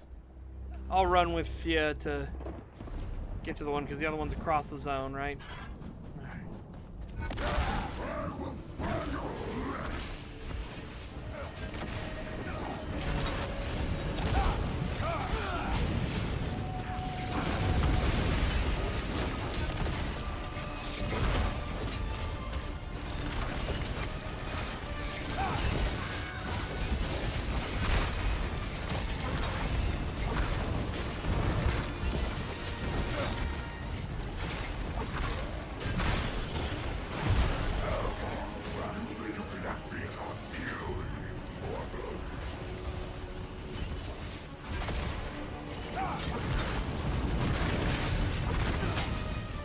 Oh my god, that hurt.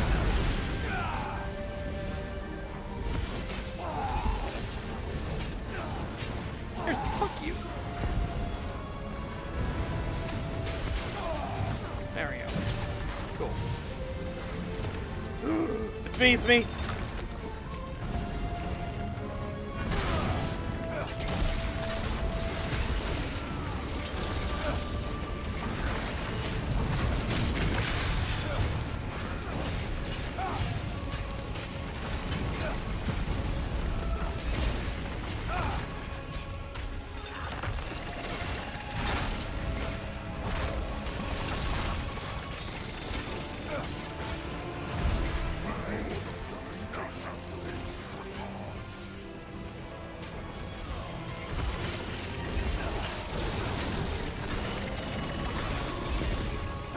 Oh my god.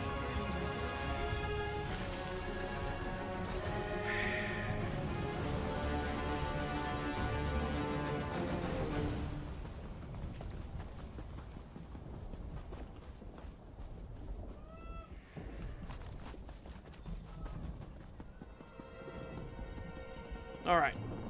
Now we gotta run you all the way up the zone. Let's go.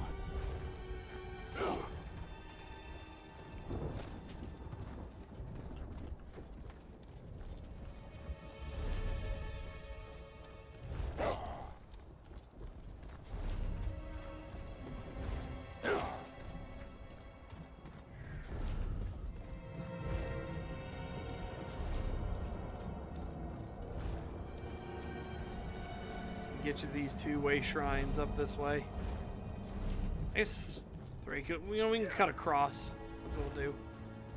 I was originally gonna go boink boink and then come over, but let's just cut across.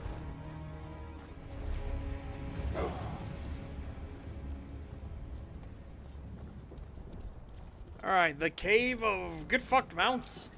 Oh, oh.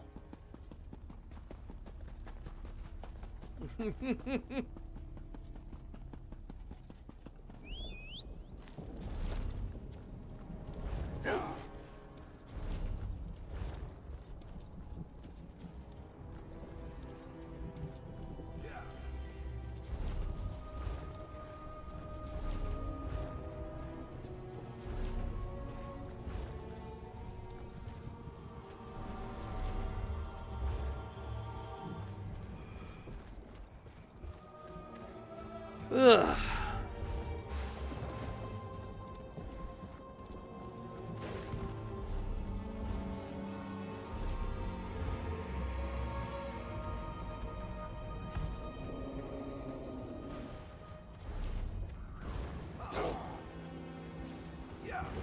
Okay.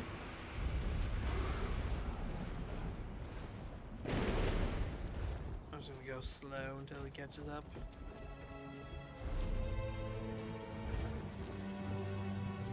Or, well, I guess go at my non-sprinting mount speed.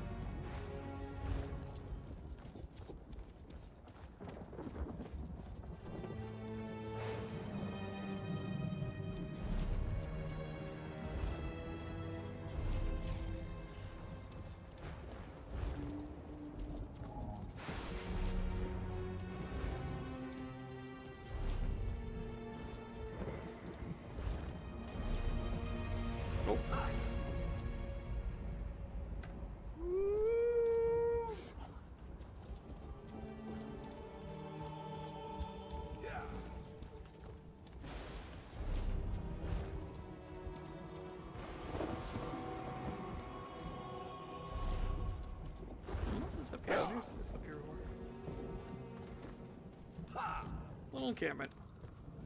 Alright.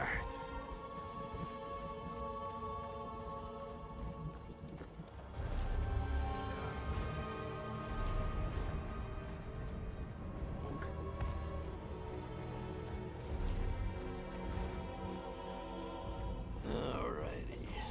Are these flowers or which were these? Oh no, it's the Forgotten Grave. So yeah, this is the one where we gotta go all the way around. Tribunal, my grandmother, and the hero of Mournhold are counting on me. So why am I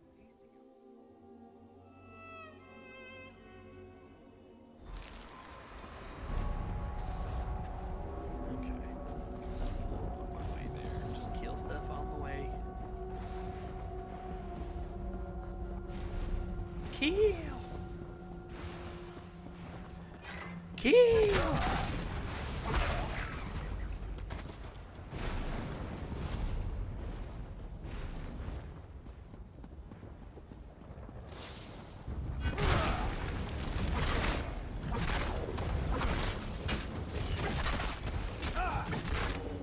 $40,000 damage. Pretty good, pretty good.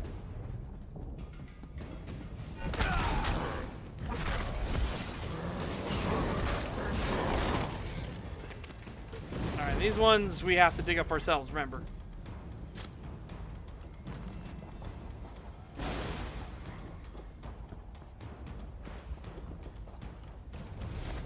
Juiced.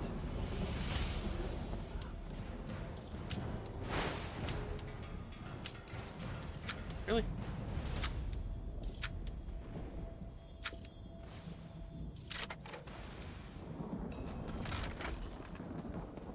Their loss, our gain. It was worth it, the chest, but you know, it is what it is.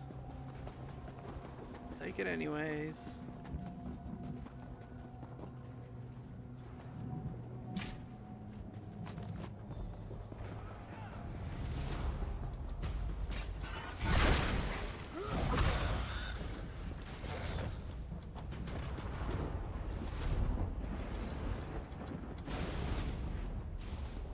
Oh, the big guy's here.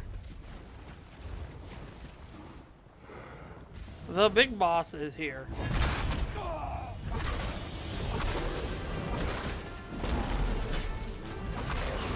Bitch, you ain't your world boss self. Get out of here. Get out of here.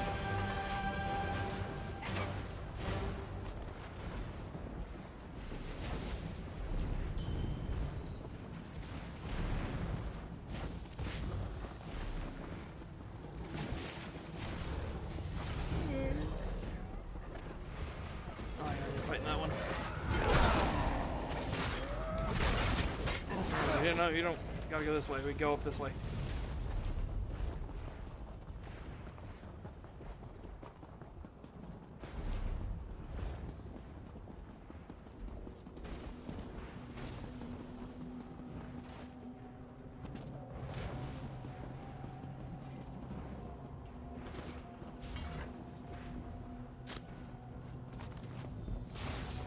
Hooray. Might as well get the Sky Shard while you're here too. There's no reason not to.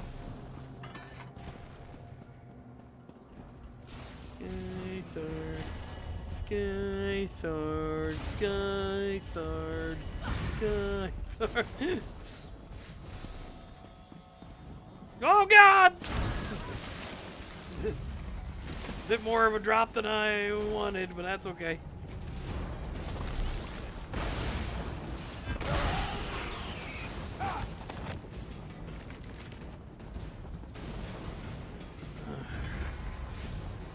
What am I doing? We can just teleport back. I'm just gonna teleport back. That'll be cheap too. So it'll be like what, 131 again? Yep.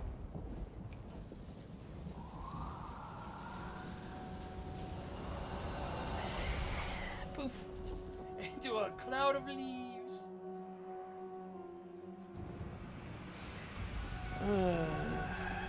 So it's your original main? Nice. Mine's obviously Setch. That's obviously my original main. He is a shadow scale Nightblade. You there? I bring Off. tidings from the Dread Lady. Sorry, I'm Please, please, please. You, the Please, Sarotha. I beg. I beg, show mercy. Oh my god, I beg, show mercy. Fuck me. Nada. I can only handle doing the same things over and over again so many times. Like, at least if it was a dynamic thing, it'd be nice. But no, it's not. It's not. It's just so boring. It's just so boring. We're dead and this is hell. Oh, God. Again, if only... Because all I need for this stupid thing...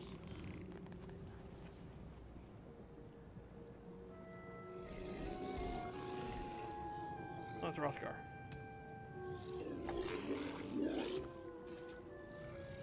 Where the hell's the Deadlands? There it is.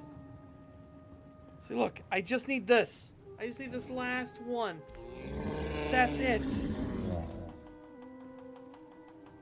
This is the most mind-numbingly awful thing ever.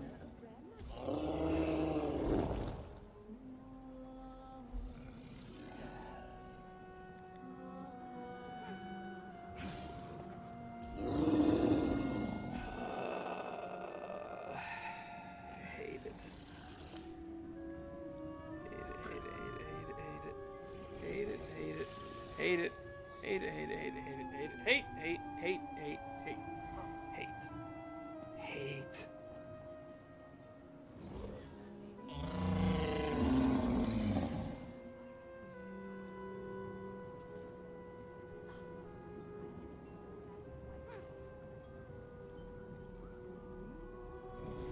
Oh, I had a crafting station I didn't get before? Huh. Well, tragic.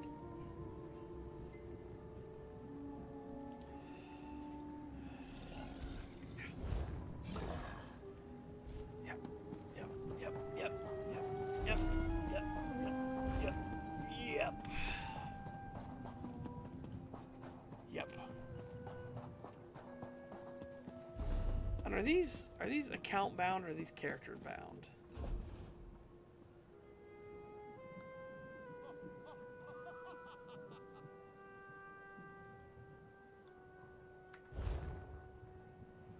Because I know the leads are account bound, or sorry, character bound.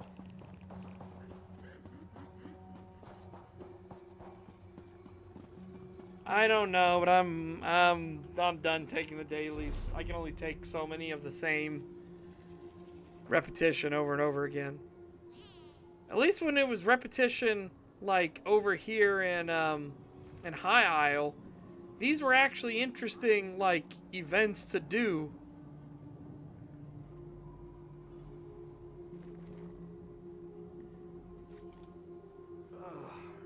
So I'm done with it. God, they're just so bad. It's just such a god awful, like, fun siphon. Like, we just want you to be miserable. Like, why? But why though? Why would you want that? Why would you design it that way? All right, I'm gonna go put some stuff in the air fryer.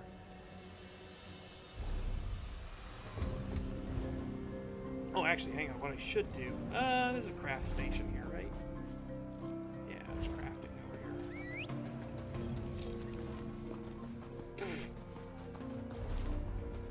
Botched getting on my own mount.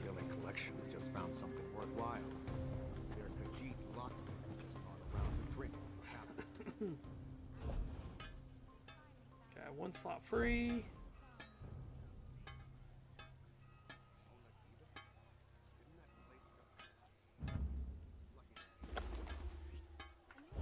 Save them all from certain death. So I hear. Someone competent on her payroll.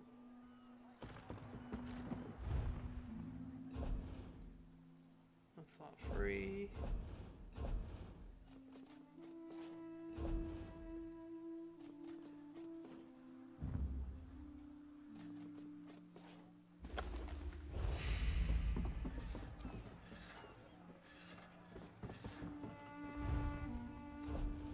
No slots free.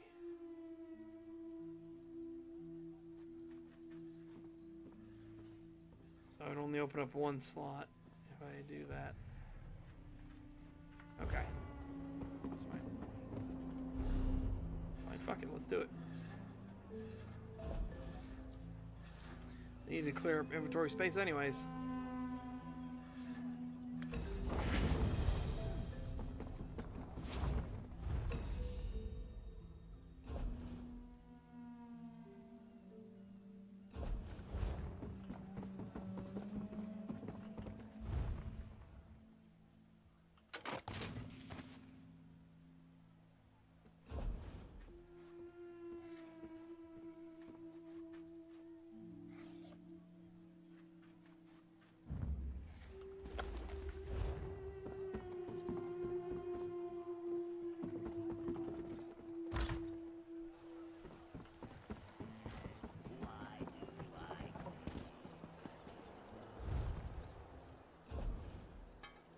Okay, 2 slots free.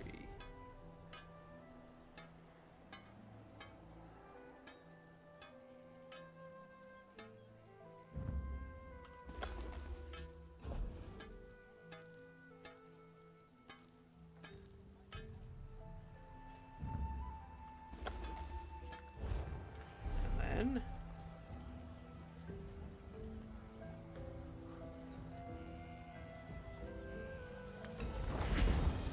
okay.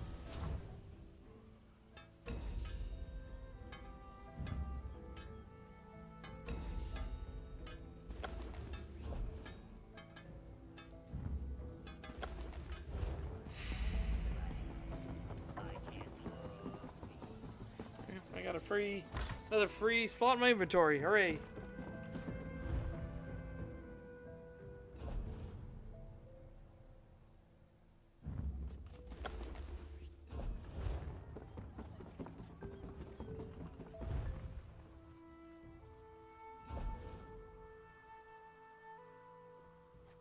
Okay, not this way. All right.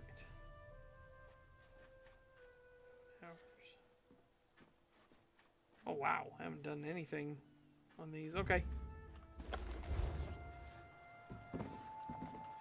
Alright, now time to break down. Oh, it needs breaking down. Oh, that was easy. Sell the rest for some cash.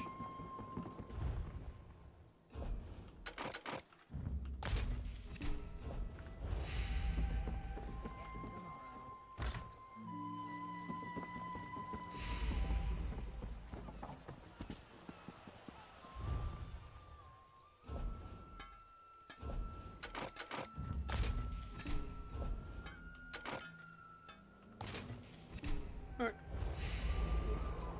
My workshop.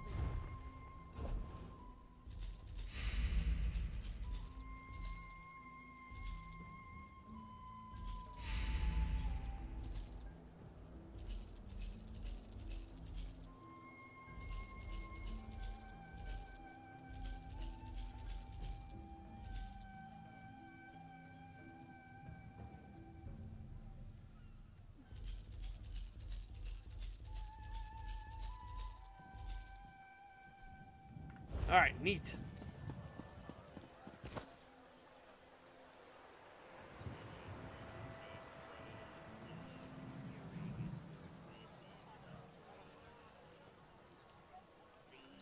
Yep.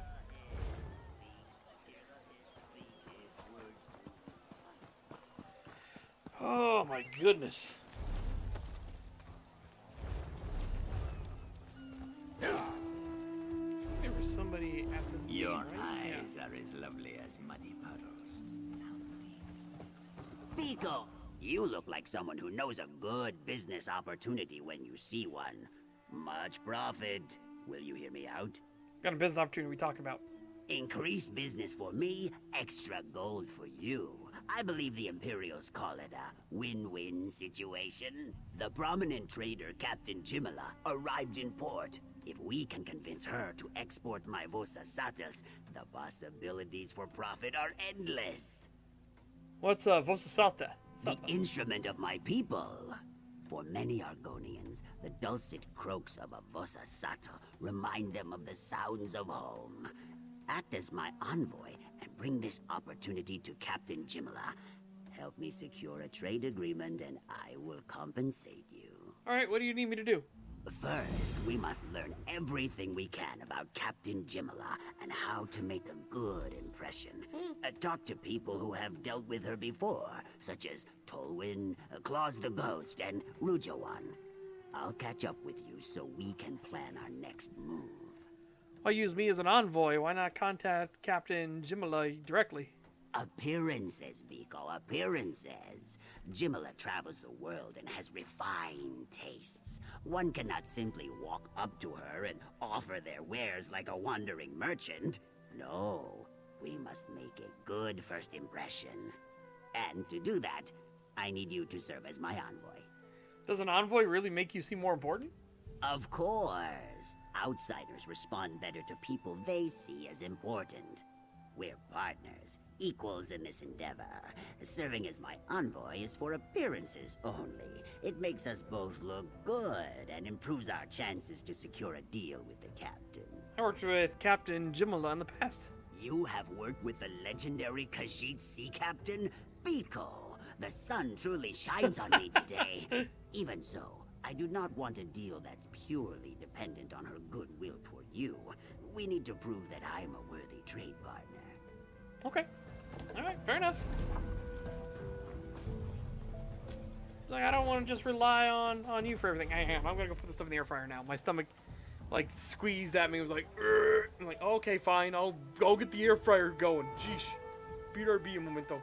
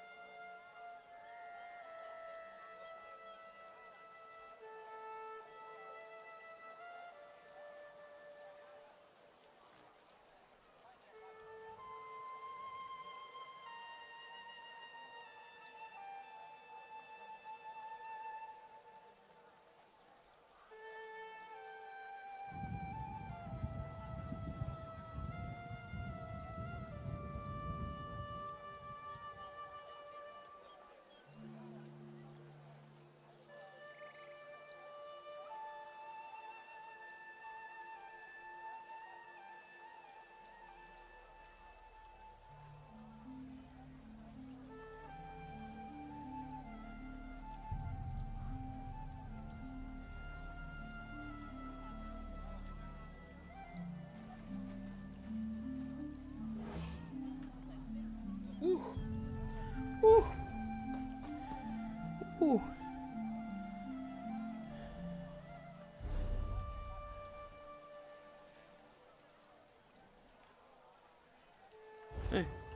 Yeah, you can go ahead and pawn those or give them to Rapar. Ooh, excuse me.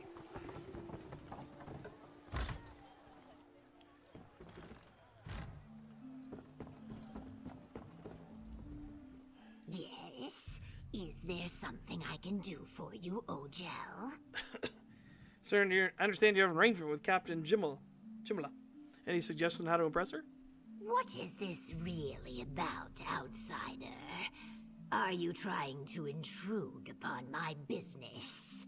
I assure you, Captain Jimala knows a rogue and a cheat when she sees one. That's why we have such an ironclad agreement. Unless you sell Vasa subtles, you have nothing to worry about. Ah, Neshdika must have employed you as an envoy. Very clever. Very clever. Know that Captain Jimala is a shrewd negotiator, but a fair partner. Speak true and bargain in good faith. That will earn you the respect of the Master of the Prowler. I already know the name of the Prowler, but I'm curious what else you'll say. Yes, the Prowler. Captain Jimala's ship. She can't very well be a sea captain and prominent trader without a good vessel. You need to know these things if you hope to impress the captain. Thanks for the advice.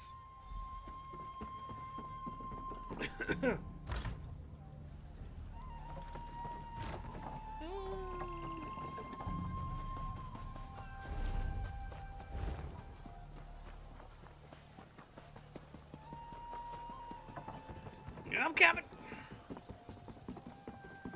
Yeah, I should be able to just go right here, right?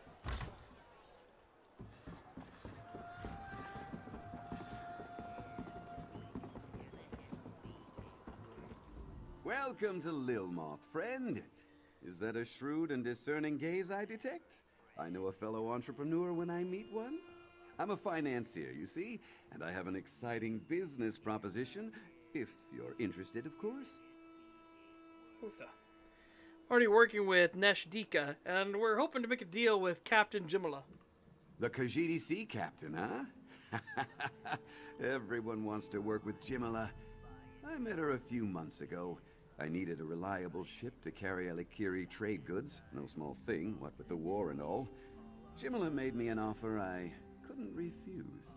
What'd you do to impress her and secure the deal? Impress her? No, that wasn't how I got close to the sea captain. No, I showed her courtesy and respect. I deferred to her expertise and let her suggest the best way we could work together. That's how I caught Jimala's eye. Thanks for the information. Yeah.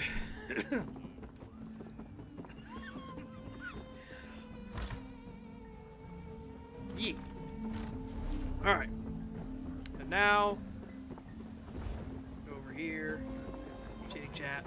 Claws the ghosts. I'm gonna claw them ghosties. Damnable ghosties. You're dead. Stay dead. You don't look like you require protection, Sharptooth. You need something, or is this a social call? And if I killed someone you knew, remember that I'm a mercenary. It wasn't personal. It was just business. I mean, fair.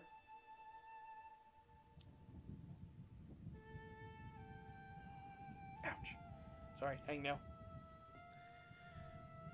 Neshdika sent me. We're hoping to make a deal with Captain Jimala, and we're seeking some advice. Neshdika, the instrument crafter? Interesting. Sure, I know the captain. She hires me to escort her around the marsh sometimes. Matter of fact, I provided protection when she was last in port. I heard she's back, but I haven't spoken to her. Does Captain Jimala hire you for protection often? Often enough to put a few meals on the table. The captain can handle herself, but she recognizes the value of local talent. Hiring a sellsword like me provides her with someone who speaks the language and knows the native customs. So how'd you impress the captain or earn her trust? I did my job and made sure to follow the captain's commands to the letter. Captain Jimala appreciates a no-nonsense approach to my kind of work. I handle the rough stuff, but I never instigate trouble. I solve problems. I don't cause them. You don't sound like the other Argonians I've spoken to here in Murkmire. No surprise there. I'm what the locals call a Lukial Argonian, an out-of-towner. Basically, Argonians who leave the swamp and live among the dry-skins, as well as those born in other regions. Are Lukials treated differently here? You get a few suspicious looks from the locals, the Naga in particular. But for the most part, we're more or less left alone. Honestly, it'd be hard-pressed to find an Argonian in Murkmire who really resents much of anything. Doesn't sound so bad. Yeah, except for the pity everyone shows me. The locals can't imagine life away from the Hist. I'd be lying if I said there was nothing to it. Out in Alakir, Yep, I take rarely care, even Grindus. thought about the Hist. Now that I'm here, I actually miss it. It's weird. Goodbye. New partner, come, speak with me. Come, speak with me. Ah, my friend and partner. Were you able to find out about Captain Jimala's likes and dislikes? Anything that will improve our chances to make a deal would be helpful. Captain reacts well to respect, bargaining, and good faith, and no-nonsense attitude. Well then, we should have little trouble. I am all those things and more when it comes to business. We just need to complete a Vosa Sattel so we can present it to the good captain. That is sure to convince her to deal with us. What can I do to help? You can gather the frogs while I put the finishing touches on the instrument. We'll need mossfoot croakers, ruby hoppers, indigo tree frogs, and sun-blessed toads. Here, I wrote everything down so you won't have to remember all the details. What do you mean to gather the frogs? What a strange question. We need the frogs for the Vosa Sattel. How else would the instrument produce its sweet-sounding melodies? The note explains how to catch each frog. Once you have them all, return to my shop, and we'll finish the instrument. I have a couple of questions before I agree to gather these frogs. Ask, and I'll do my best to answer. Partners must be completely honest with each other. Providing detailed explanations is just the mushroom on the log when it comes to total honesty. I don't understand what the frogs had to do with a musical instrument. The frogs are the heart of the Vosa Sattel. Each little croaker, when nestled in its chamber inside the instrument, adds its voice to create the melodious sound. Happy frogs produce the most harmonious and joyful sounds. Happy frogs? Imagine being pampered and cared for in a safe, comfortable environment, singing alongside your closest and dearest friends. That's the life of a Vosa Sattel frog. Every nest inside the instrument is warm and moist, full of mud and tasty treats. That's what I need to know. I'll gather the frogs now. I'll be in my shop, preparing the Vosa Sattel. See you soon, partner. All right, if I recall right, you can actually get a Vosa Sattel. That's a instrument you can play, kind of like how you can get the glass harmonica. Or is it harmonicas?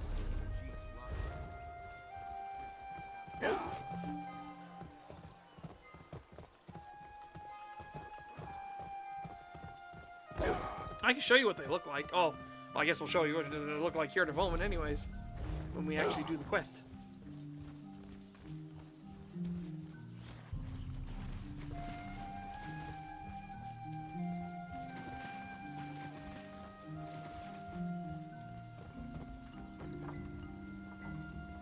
Alright, read the notes. Let's read our notes.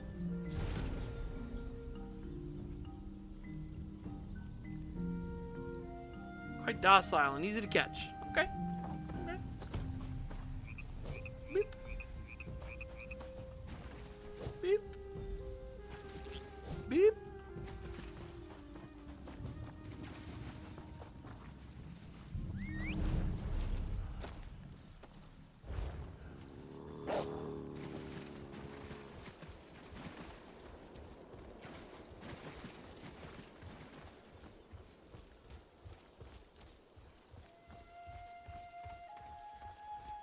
What kind of monster orders our hatchlings murdered?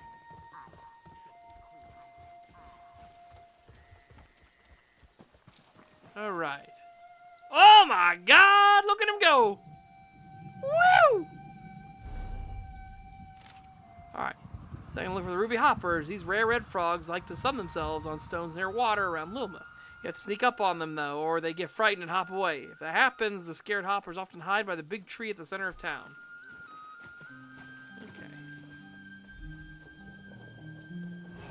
Well, I mean, now that I spooked it, right? We just need a... Oh my God, it's a timer!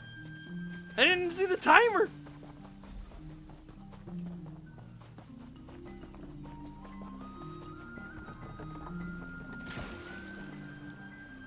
Swim! Faster! Faster! It seems that Cyrodiilic Collections just found something worthwhile. Their Khajiit lockpicker just bought a round of drinks at the tavern. Gotcha. I heard. Seems they finally found their way into the Sonagiva I'm zone. gonna go Tree Frog Grove. Sonagiva? Didn't that place just You know, Tree Frog's a little more complicated. After you locate the trees where they nest, you need to gather some flesh flies. The blue frogs love them. Release the flesh flies beneath the tree. When the frogs hop down to feast, just grab them. Okay, speaking of feast, I'm gonna go check on my stuff in the air fryer. I'm just gonna leave myself here staring at you all judgingly.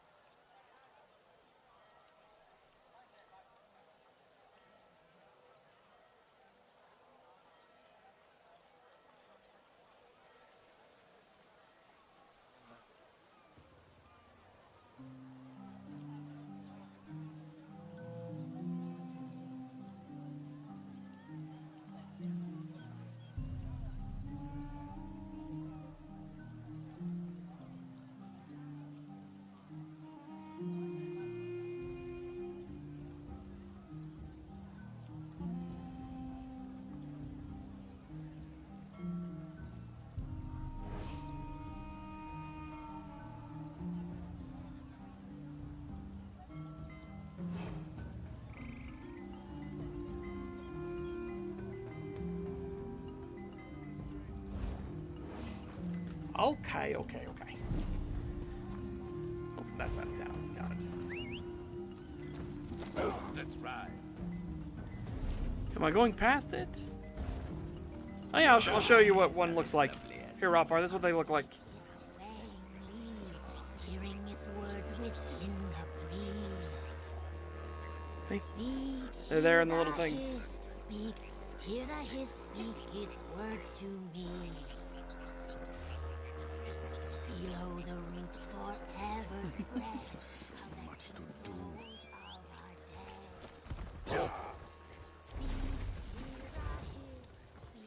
I need to go out this side.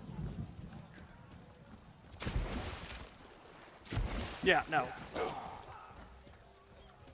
No kiss it a frog. Though the Saxleal generally choose to live in tribes based around the history, Lilmog is a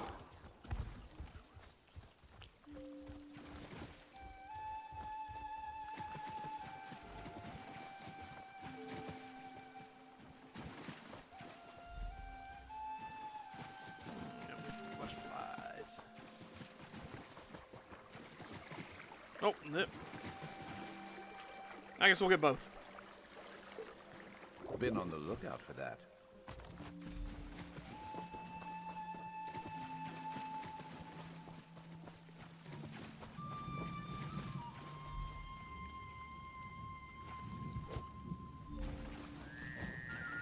All right.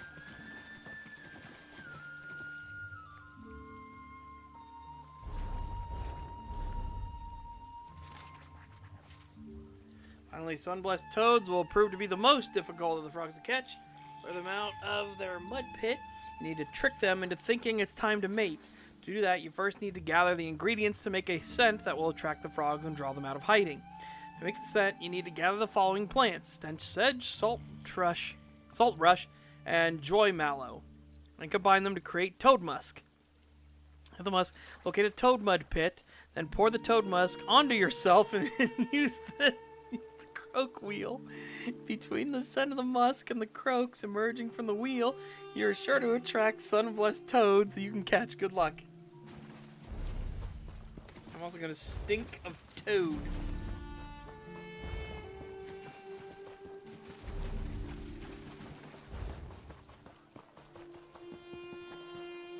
Ah, people. Great. Hail again, friend. How goes your frog collecting? I hate to bother, friend partner, but you have been gone for a long time. Are the frogs giving you any trouble? I only ask because striking a deal with Captain Jimala is terribly important to me. I got all the frogs except for the sun-blessed toads. Yes, I should have noticed. Your basket practically bulges. As for the sunblessed toads, they are the most slippery of the bunch. Do you need me to tell you how to gather them again? I don't need a reminder. Then don't let me keep you, Biko. Get out there and gather the last of those.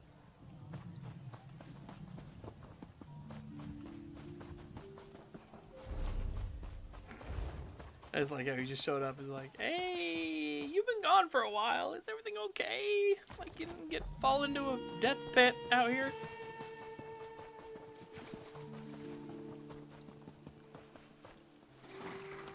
Oops. Use the bowl. Alright, find the mud pits. Lick the toads and you can see Sithis.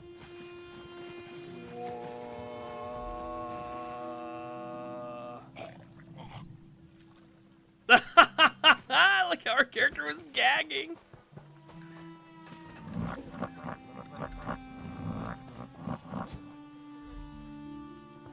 Oh my god! Oh my god, they're after me! Oh my god, they're after me! Help!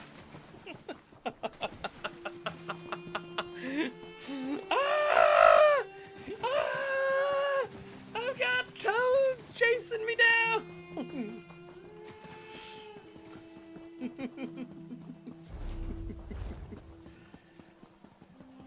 Oh god.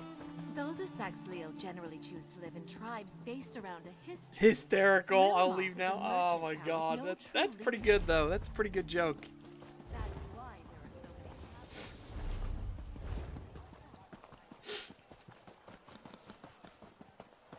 many It seems that Cyrodiilic Collections just found something worthwhile. Their Khajiit lockpicker just bought a round of... Your eyes are as lovely as muddy puddles, found deep within the swamp. Ah, is that the aroma of toad musk I smell? How delightful! I hope you were gentle with the brokers. They need to be calm and relaxed to produce the most pleasing sounds. Frogs are in the basket, all safe and sound. So they are. How good of you to join us, little croakers. Let's go inside, Biko. Our happy chorus must be fitted into the Vosa saddle. I envy them their new lives of pampered luxury. We should all be so lucky. I'll meet you inside. Welcome to your new home, my little friends. Now, let's listen to how it sounds. See, look, he makes a bunch of different instruments. Pure perfection! Take this masterpiece to Captain Jimala with my compliments. That should secure us a deal. Okay. Alright, before I go, our little friends are happy, I am happy, and Captain Jimala will be happy very soon. Oh, sun-filled day! Remember, when the captain asks you who created this masterpiece, shout my name with great enthusiasm. Neshtika, the pride of Lilmar. any idea where I can find Captain Jimala to deliver the Vossa Salto? Of course. I always keep an ear hole open for important information such as that. Last I heard, Captain Jimala was drinking at the tavern. Go to her, present yourself as my envoy, give her the Vosa Saddle, and get her to agree to export them. Okay. And obviously have to be towards Argonian communities because I don't know if anyone else would, like, you know, want them. And time to go inside the lusty Argonian footman.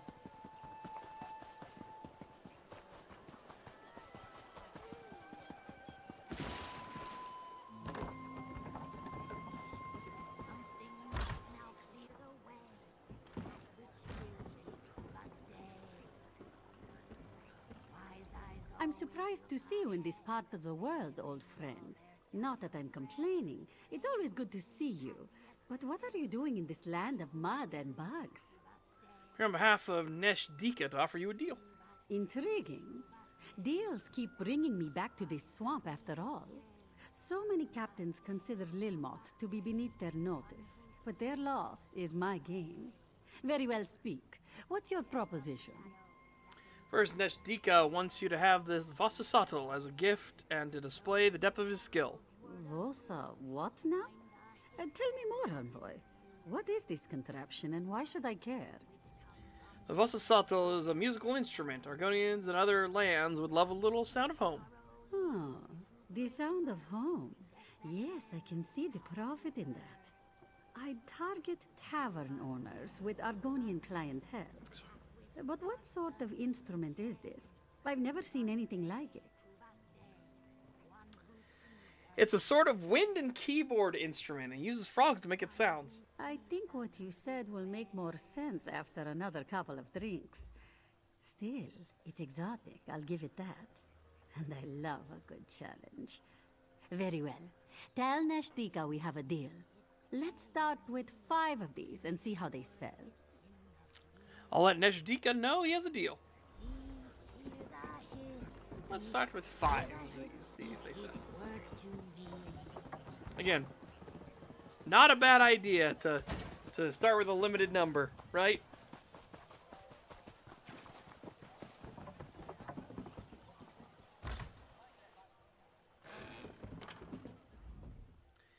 So, tell me, friend partner, was Captain Jimala impressed? Will she sell my Vosasattles in far-off lands?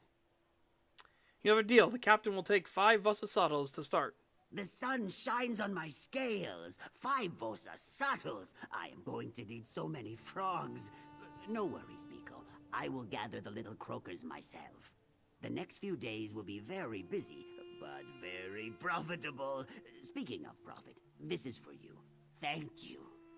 Request completed. The sounds of home.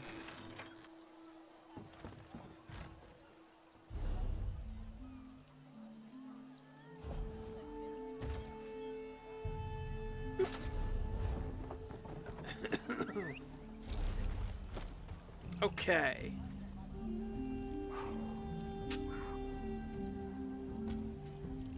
Got you on the way out. So let's do it. Oh, let's go grab my stuff out of the air fryer. Again, I'm going to sit here judging you.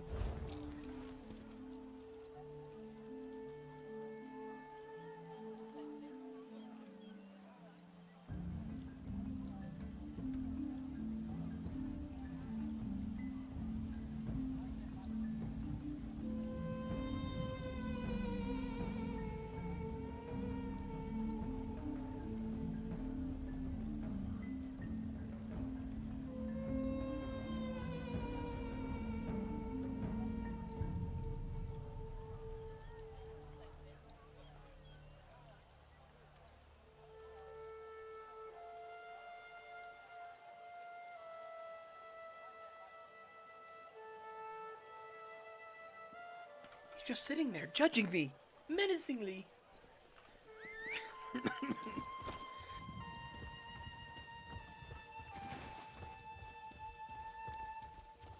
Ow. There's 3 cough in a row. Hurt, pain, pain, good, no bad, hurt.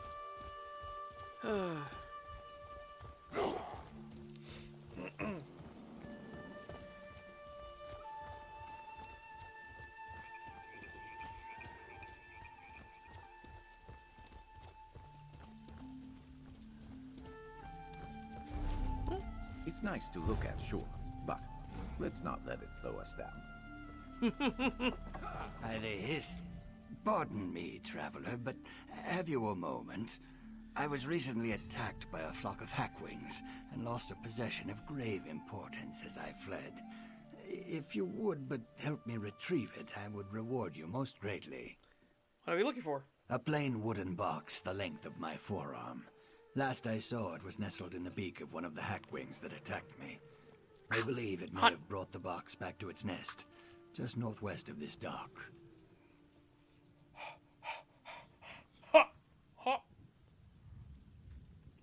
Want me to find it for you? Mm-hmm. I'd not ask this of you if it wasn't a matter of grave importance. The box contains a memento from my village that I simply cannot lose. Will you help? Alright, I'll go and collect this box from the Hackwing Nest. Many thanks, traveler. You have calmed this elder's heart. I shall await here for your return, of course. And take caution. Hackwings are dangerous creatures, and quick to strike. What's so important about this wooden box, anyway? As I said, it contains a memento from my village. I haven't been able to return, you see. It's my only remaining connection. Why haven't you returned? Because there's nothing to return to, I'm afraid. Imperial raiders attacked my tribe. They slaughtered many and burned down our hist tree. I've been a wanderer ever since. My condolences. It was a long time ago, traveler. Still, that memento is all that I have left. I'd be most grateful if you could help me retrieve it. Alright. Sure. I'll go past the area we're going for a moment. Whee!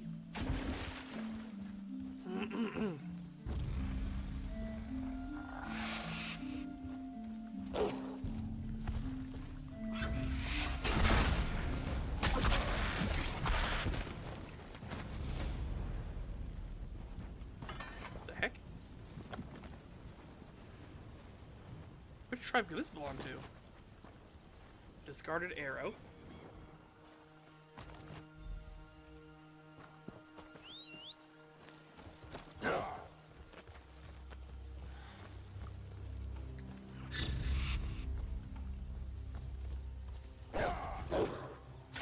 Well, it sure is something.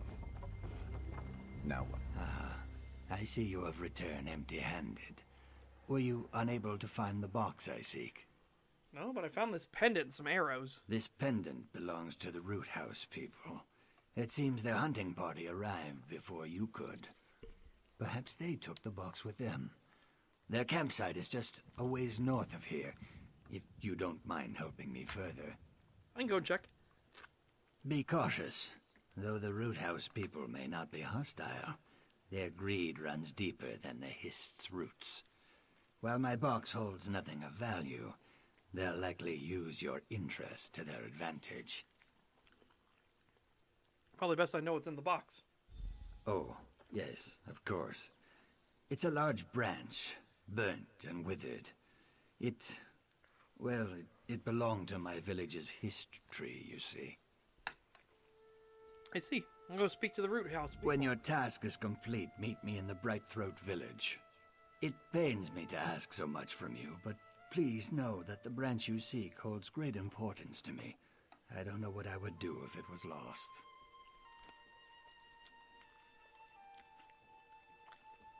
Have you always carried this Hist branch with you? Yes, I always have.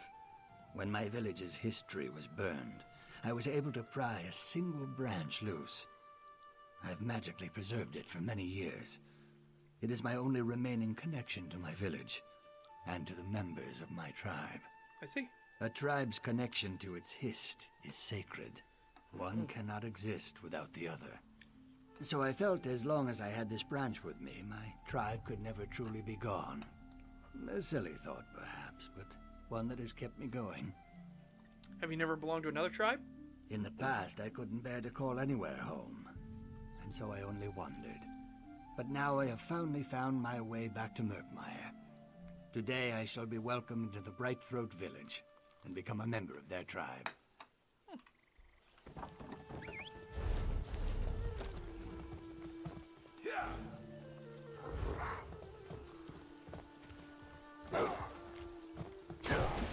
Oh, they're gonna play ball here in a bit.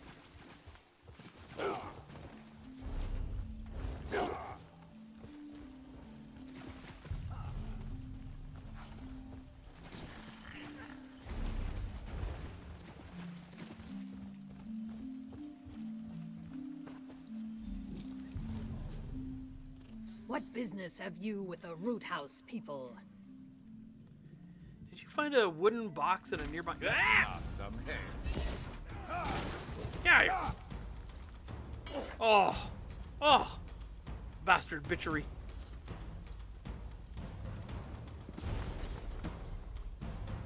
What business have you with the... Perhaps. It wouldn't be any business of yours if we did, would it? Unless... You seem to be a warrior of some worth. We may be able to come into an arrangement of sorts, if this box means so much to you. What sort of arrangement? We ran into some blackguards on the way here. No casualties, but they did manage to nab my pack. Quite the embarrassment, truth be told. Infiltrate their caravan and retrieve my hunting bow, and I'll give you the box. Alright, I'll get this hunting bow for you. The blackguard caravan is just north of here. Shouldn't be any issues. Just keep to the edges and stay alert. Anything special about this hunting bow? It belongs to my Uzith Biko, my bonding ritual partner. He is a fine specimen, so I had to make sure to steal something of great worth. The hunting bow you seek has been passed down through his tribe for generations. You stole the bow from your bonding partner? Of course. How else would I prove myself a worthy companion? That's why this theft stings so greatly. For the blackguards to steal that which I had already rightfully stolen? Such an embarrassment. Okay. Romantic Argonian poem. Watch from high above. Collect romantic note. Oh no.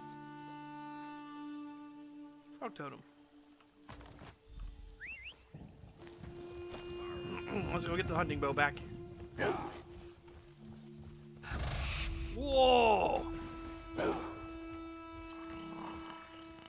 Oh fuck.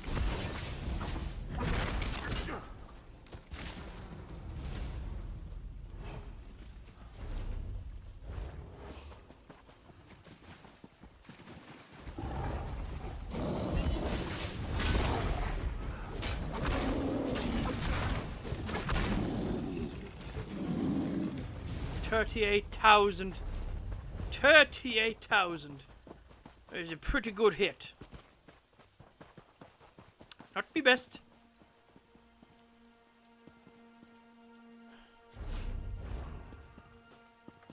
I failed that jump.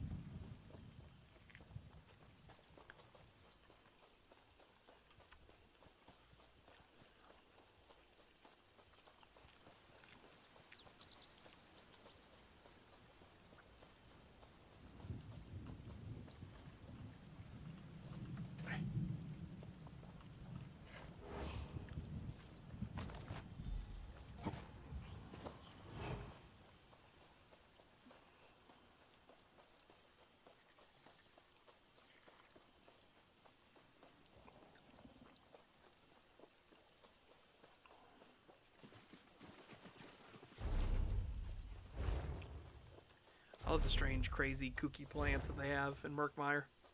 Just fun, you know what I mean? Like, somebody had a lot of fun designing the, like the flora and fauna.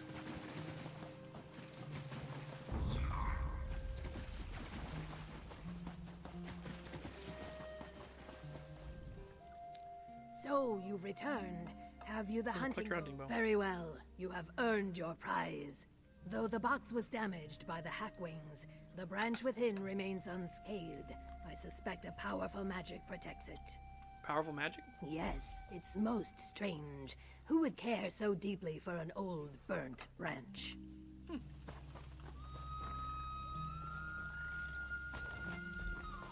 Alright, get to Thrite, bro. Let's go. Thrite, bro? What? I actually did it in the wild. Wow. Let's get to the Bright Throat village.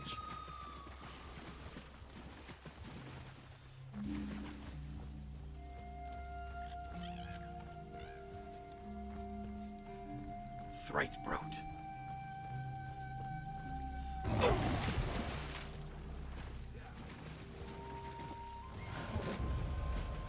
Goomba stomp! Goomba stomp the crocodiles! Quick! These trees really can grow in all sorts of places, can't they? All they need is proper maintenance from someone who cares enough to see them thrive. Bringing this thing here.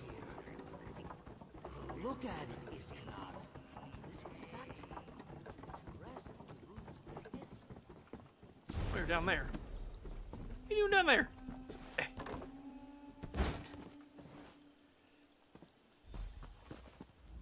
Dare I hope your search was finally successful? Yes, I was able to recover the branch. Oh, thank the Hist. I thought it lost forever. I have a final favor to ask you, traveler. Would you be so kind as to bury the branch right at the base of the Hist roots before us? Where do you want to bury it? I've carried this branch for many years. It was the only piece of my old home that I had left. No family, no friends. Just a reminder of what once was. But now I have a new village, a new home. The time has come to put the past to rest. Alright, I'll bury the branch at the roots of the Hist.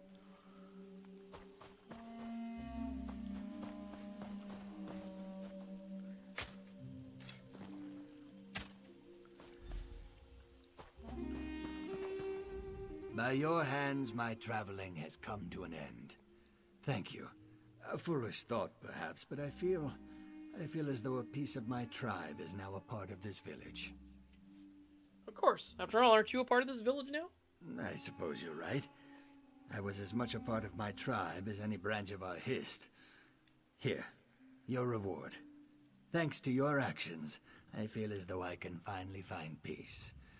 And after so many years of mourning, that is no small thing.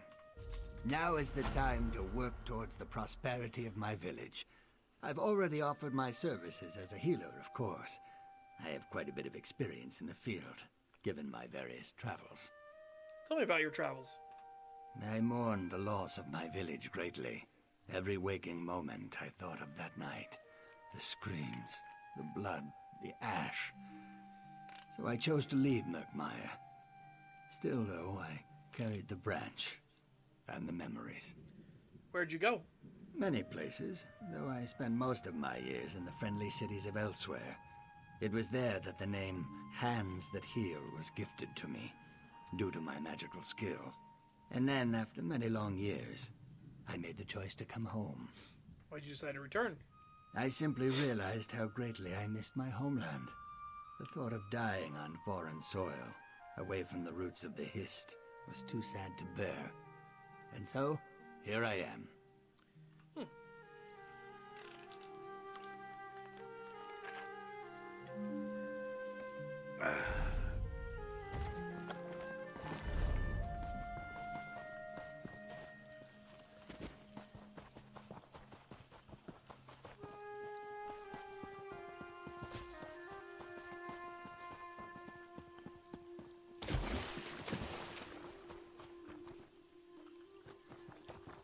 Okay. Let's actually go to do the quest now. Let's move. So you can see Zukas as well. You are well traveled, yes? Let us exchange pleasantries and a word from the road. Oh look, see, these are the hatching grounds. Yeah. These are all going to be new Argonians one day.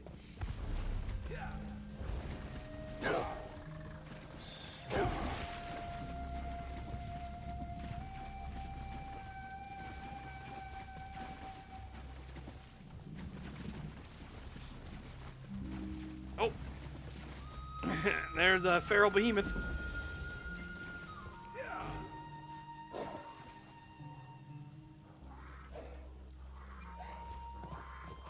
I wonder if this was the eponymous village.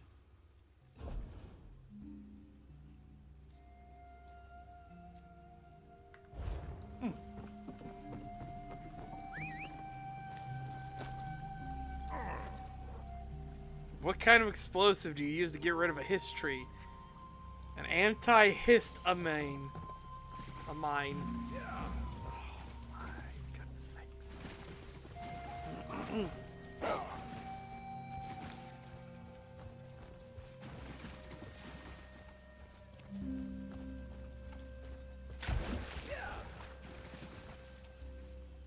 Yeah, here, they're about to play a game. Come on, why are you just standing there? Let's go!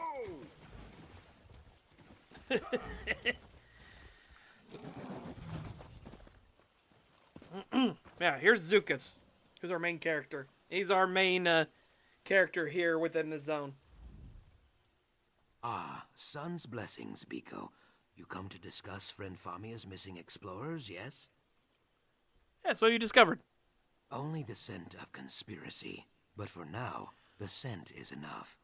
The Dragonstar Caravan Company, a dishonest flock of thugs and traitors, funnels information to someone outside Lilmoth. Notes on Cyrodiilic Collection's business dealings, I think. Did you get your hands on any of this correspondence? Not yet, but that is soon to change. The orc Lozwug, who watches my eggkin play Tiba Inu, he serves the Dragonstar Caravan Company. A courier, I think. He carries a letter filled with his tradekin's secrets. With your help, I will take it. How can I help? I do not need to convince you. That is good, if a little disconcerting. Lozwug shows loud, obnoxious interest in our game, Tiba Inu. Ask him to explain the rules. While he growls and rants, I will take the letter from his pocket. Simple, I think. Alright, I'll ask Lozwig about the game. Are you gonna play or what? What's the holdup? Tiba Inu? More like stupid. This game's a joke. No tusk jabs, no eye gouges, just a bunch of rolling around and tail swinging. Sure, Tiba Inu. How's it played? I have got no tusking idea. Neither do these lizards. When I got here, they were all just lying there. Then all of a sudden, half of them stood up and started slapping their tails, croaking like mad and kicking balls around. How many balls? I don't know, half a dozen maybe? They were bouncing them off that rock, and then the other team started hooting and slapping their chests like monkeys. They rushed the hill, formed a circle around a rock, and started standing on their heads. What did the other team do? They started singing. Then one of them shouted, "Enu!" and everyone flopped over like they were dead. They laid there for 15 minutes, then the game was over, I guess. Tusking nonsense. If that's a sport, I'm a hearthwife's dustpan. Thanks for the explanation. I would be like, yes, if what he says is accurate, mind you.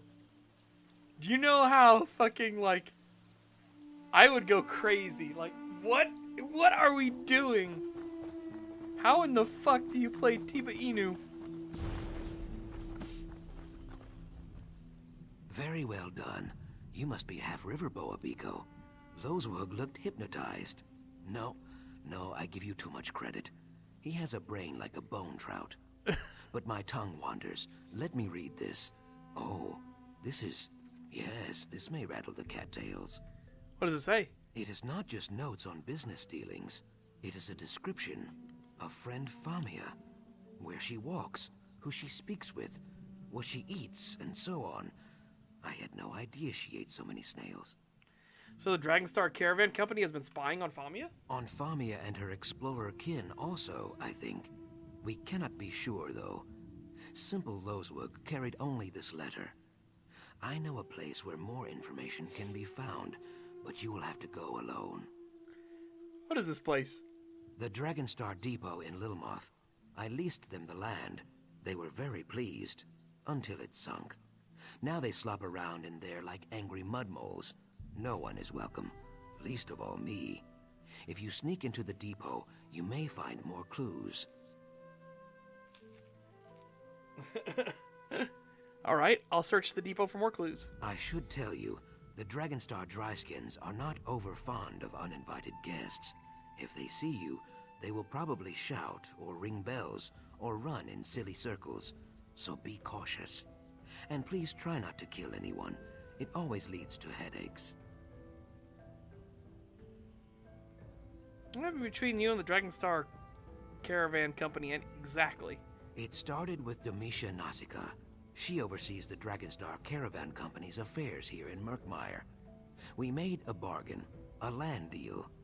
I negotiated in good faith, but she was lazy and inattentive, and so missed key details. So she made a poor deal? Yes. She and her tradekin arrived during the dry season. She told me that they wished to build a trade depot on the Fen Island south of Lilmoth. I agreed to lease the land in exchange for the return of some treaties her company acquired years ago. Why did you want old treaties? I papered the walls of my home with evidence of dryskin treachery. That is a joke. Documents hold power in the Ojel world, especially old documents. Taken alone, they are mostly worthless, but combined with threat of conflict, they can be useful. Ojel? What's that? Ojel, people who do not speak the root's tongue. A kinder word for outsider. Well, not so kind in some circles. The Deadwater tribe uses this word like a knife. Alright, so back to the deal with Misha. It went bad? For Domitia? Yes. The island flooded, as it always does during the wet knee season. She grew furious, called me a swindler. Now they throw rocks at me anytime I stray near the depot. Luckily, I am very swift, and they are very stupid.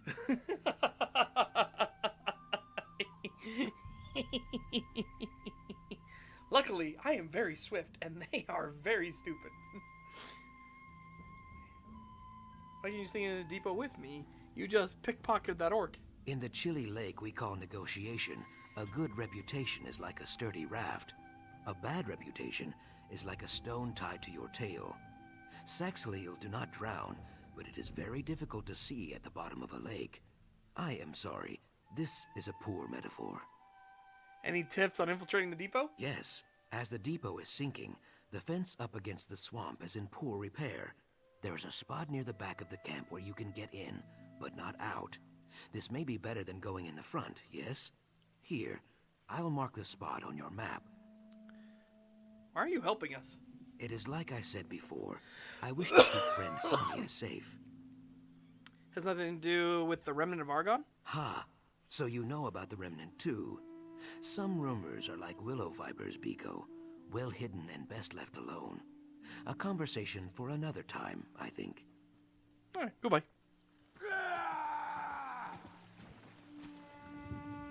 And love his crest and everything. Looks fantastic.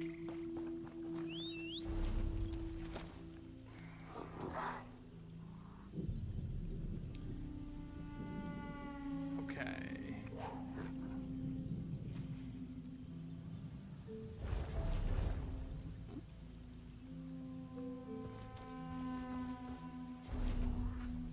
Oh, there it is, way over there. Okay. You know what? It's a shame about all those Fort Zarin refugees. Thank goodness you were at the docks, though. Wanna watch something cool?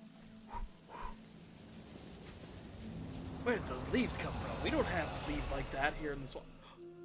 He's gone! Is it always this crowded?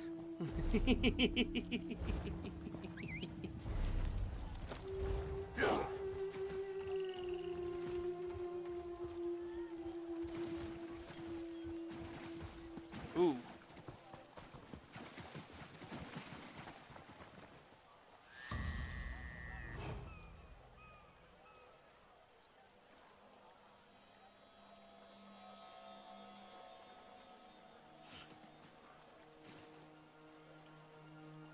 And there's where we can hide in if we need to. I forgot Murkmire came out after the Thieves Guild and everything, when they added in like new mechanics, and they're adding in even more like hiding places. You can hide behind curtains, you can hide in dressers and things like that now and stuff. It's like they're adding a bunch of new stuff to let you hide in. Part of the new Thieves Guild quest line that's coming.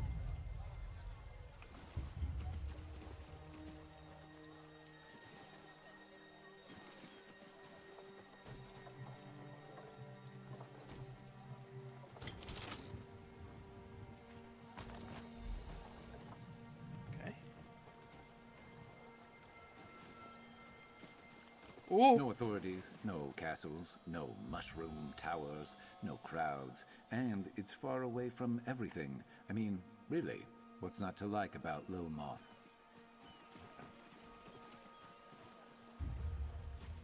Well, he's giving his approval.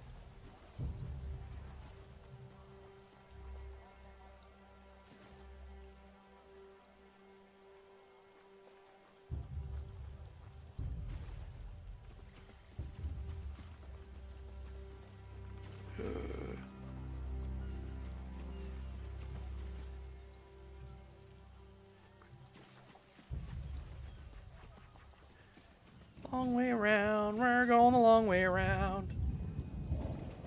We're going the long way around. We're going back this way. Fuck.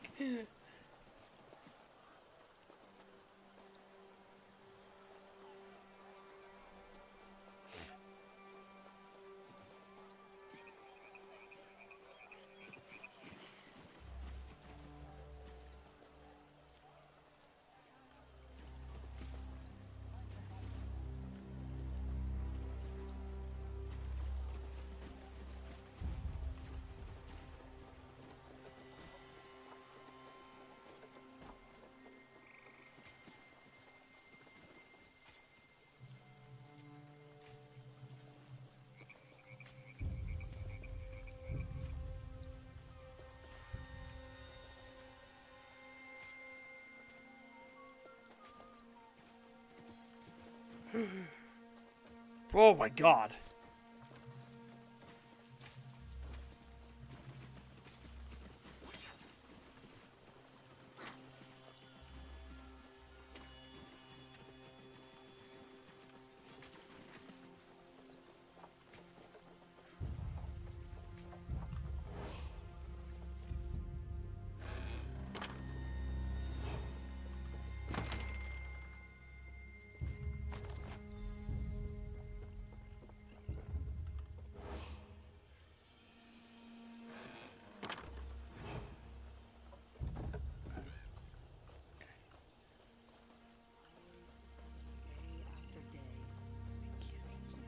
Sneaky.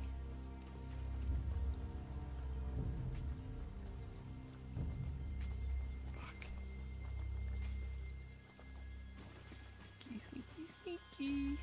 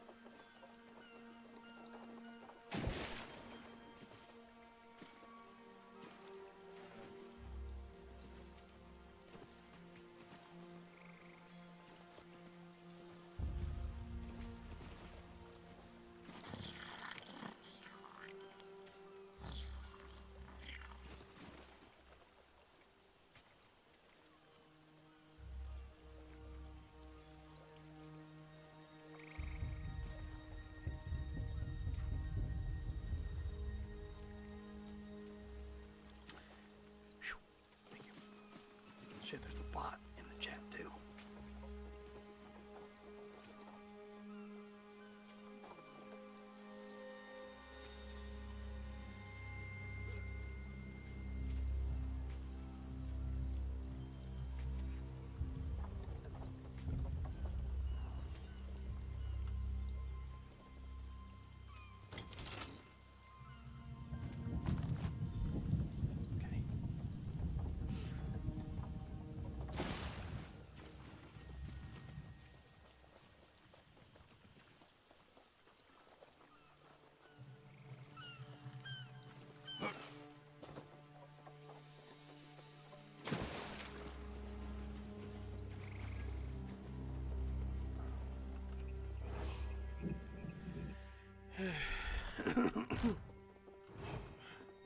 Hey, you!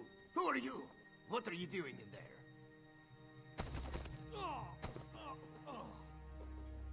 Inu kal soku hoto grill.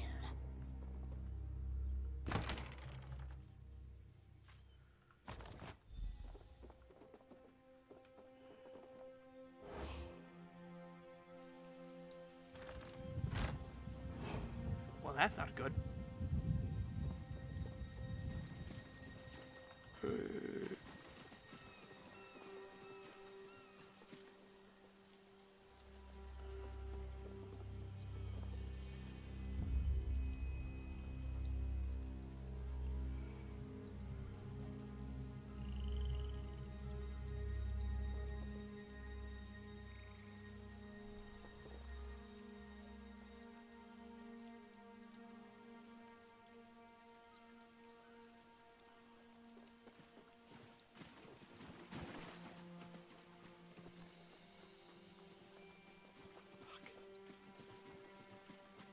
has to be a way. Is there a way inside here? Like, go up high?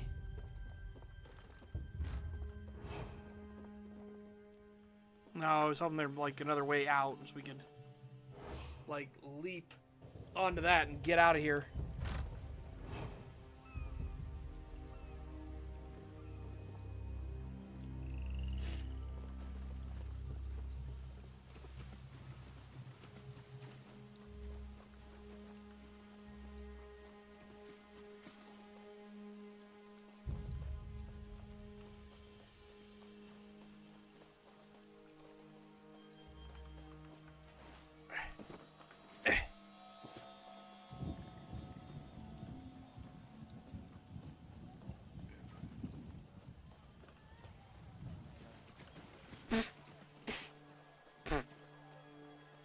That worked. Ah, people. Great. Woo! Alright. Success? Do not let my lack of dancing and cheering fool you. I am very impressed. I did not think you would secure the clues we need so quickly. How did you fare in there? Treat the clues without killing anyone. That is good. Taking a life closes more doors than it opens. A valuable lesson that goes largely unheeded by the Lilmoth Olgel and my Naga cousins. But again, my tongue wanders. We should discuss Famia's lost friends. What did you find? Found spy reports. Many of them are addressed to a group called the Blackguards. The Blackguards? Kayak. They are a cruel bunch. Mostly tribeless Nagas and dry-skin Ogels. So, the Dragonstar Caravan Company provides spy reports to the Blackguards. Then the Blackguards snatch up the explorers when they stray outside the city walls. Found this unusual weapon, too. Any idea who it belongs to? It is Deadwater make, but a Deadwater Naga would never give up a weapon willingly. Perhaps the Blackguards tried to abduct Deadwater warriors, too. I cannot be sure. I have heard nothing, but the Deadwater tribe never admits weakness. The Blackguards are also harassing the Deadwater tribe. Maybe they'd agree to cooperate. My doubt spine quivers, but there is only one way to find out. I will send word to my Deadwater friend, Jaxic Orn. You should return to Famia. Tell her what we discovered, and encourage her to stay indoors. She will be safer there, I think. I saw an Argonian assassinate someone while I was in the depot. Do you know who she is? A murder in the heart of Lilmoth. Yes, that would be Jaxic Orn, I think. A call or war captain of the Deadwater tribe. Perhaps she came looking for that weapon you recovered. Jaxic and I are good friends. She would never admit it, though. You're good friends with Deadwater Naga? Yes, why would I not be? Things are not so simple here, Biko. Naga warriors kill and kidnap and steal, yes. But we are all children of the root. If the Hist wills it, Jaxic might even kill me eventually. But she will still be my friend. So even if she's your friend, we should still be wary? Oh yes, definitely.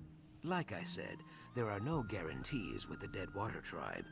It is like dealing with one of your stray bark dogs, I think. Scratch its chin right, it will listen. Scratch its chin wrong, it will rip out your throat.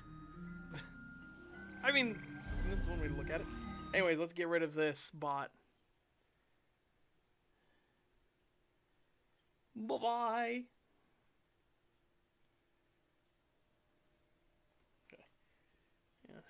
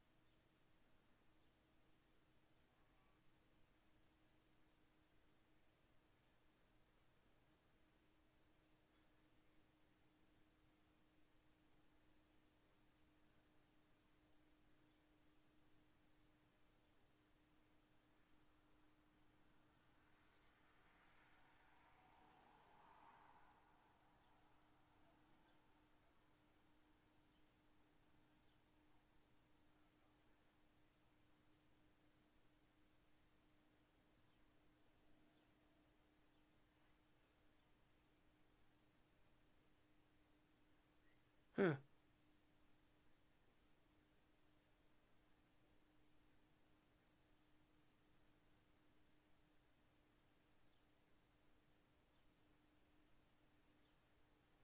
Okay. Checking stuff being said in Creed Discord. Alright, I'm gonna go turn this in here. Go start the next quest, but then, yeah. Does any guys have a little preview of what Murkmire's like? And I like Murkmire a lot.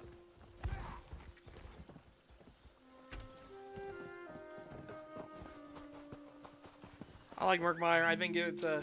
I actually like it as a zone. I like the quests in it. I like the characters in it.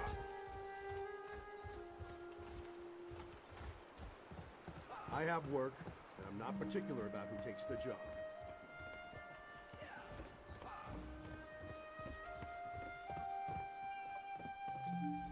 Your steps show determination, and your eyes curiosity. Tell me what you seek, Biko. Did you lose this frog totem poem? Yes. I carved this many seasons ago. I hoped it would convince my beloved Kudnakal to join me for our tribe's next bonding ritual, but I lost the totem before it could be presented. Of course, this was when I was still a female. Oh no. I remember what era this was written in. The Hist, in all its endless gifts, allows us to change many aspects of ourselves. Yeah. Our gender is but one. I highly recommend such a change, should you ever get the chance. With Kudnakal? If we had spoken a week ago, it would have been so. But as fate would have it, Kudnakal has recently undergone a change herself. Thank you for bringing... I will present these gifts to Kudnakal. Yeah, I forgot what era this was written under. Ritual is announced. I simply must tweak my poem, perhaps refine my carving, and all. The ceremony bonds those who have chosen to... Oh, I had Yep. I forgot. Damn. Well, it's pretty good, like, representation. But here, at least here, it's an actual, like, biological function built into their species, you know? Still, fucking rough. Let's ride. Fucking rough. It seems that Cyrodiilic Collections just found something worthwhile. Their Khajiit lock. Yeah. A good thing it's a manipulation of the DNA in and of itself. It's not just a thing they do on a whim. You're back. Excellent. Did Yes. you find Zukas? Any That word era on of the writing missing is explorers? absolute dog shit. I'm glad people are finally, like, because they're like, okay, who gives a shit about the cancel mob, right? You're all a bunch of psychotic, mentally ill losers anyways. Found your friends yet, but we believe they were abducted by the Blackguards. Blackguards? Oh, those ill-mannered brutes are the worst kind of trouble. I have more unwelcome news. Our companions, Zadaza and Kirsteleth, have also gone missing. Zadaza went to conduct her own investigation. Kirsteleth decided to tag along. We'll find them. Zukas thinks we might be able to get more information from the Deadwater tribe. Really? I can't imagine that they'd be enthusiastic about helping us, but I suppose Zukas would know best. Before you go, would you mind sharing what you've learned with someone else? Cyrodiilic Collection's primary benefactor is just upstairs. Benefactor, who's that? Oh, goodness. I never even mentioned her before, did I? Her name is Cassandra. Where? So, this is the adventurer you mentioned, Famia. Excellent. Hi, Cassandra. Greetings. I am Cassandra. I regret that it's taken me so long to make your acquaintance. Famia told me all about your heroics in the Zanmir. Speaking of heroics, thank you for trying to find our lost explorers. Abducted by blackguards, were they? We believe so. We should know for sure soon. Very well. I do hope you will exercise caution. Histless wench. The blackguards are not particularly bright, but what they lack in intellect they make up for in brute strength.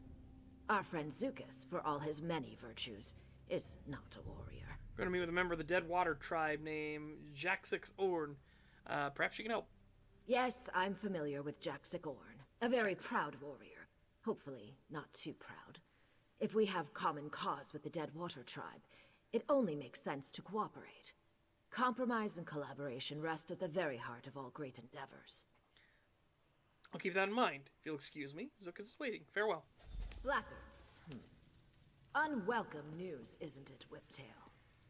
I'll handle it. Give me 2 hours. No. Our new friend has the situation well in hand. Yeah. I can't do the Grievel Goblin laughs. They hurt me too much. Alright.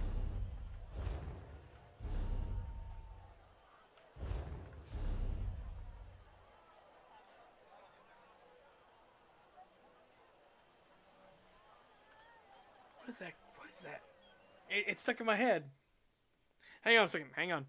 I have to look this up before I go crazy.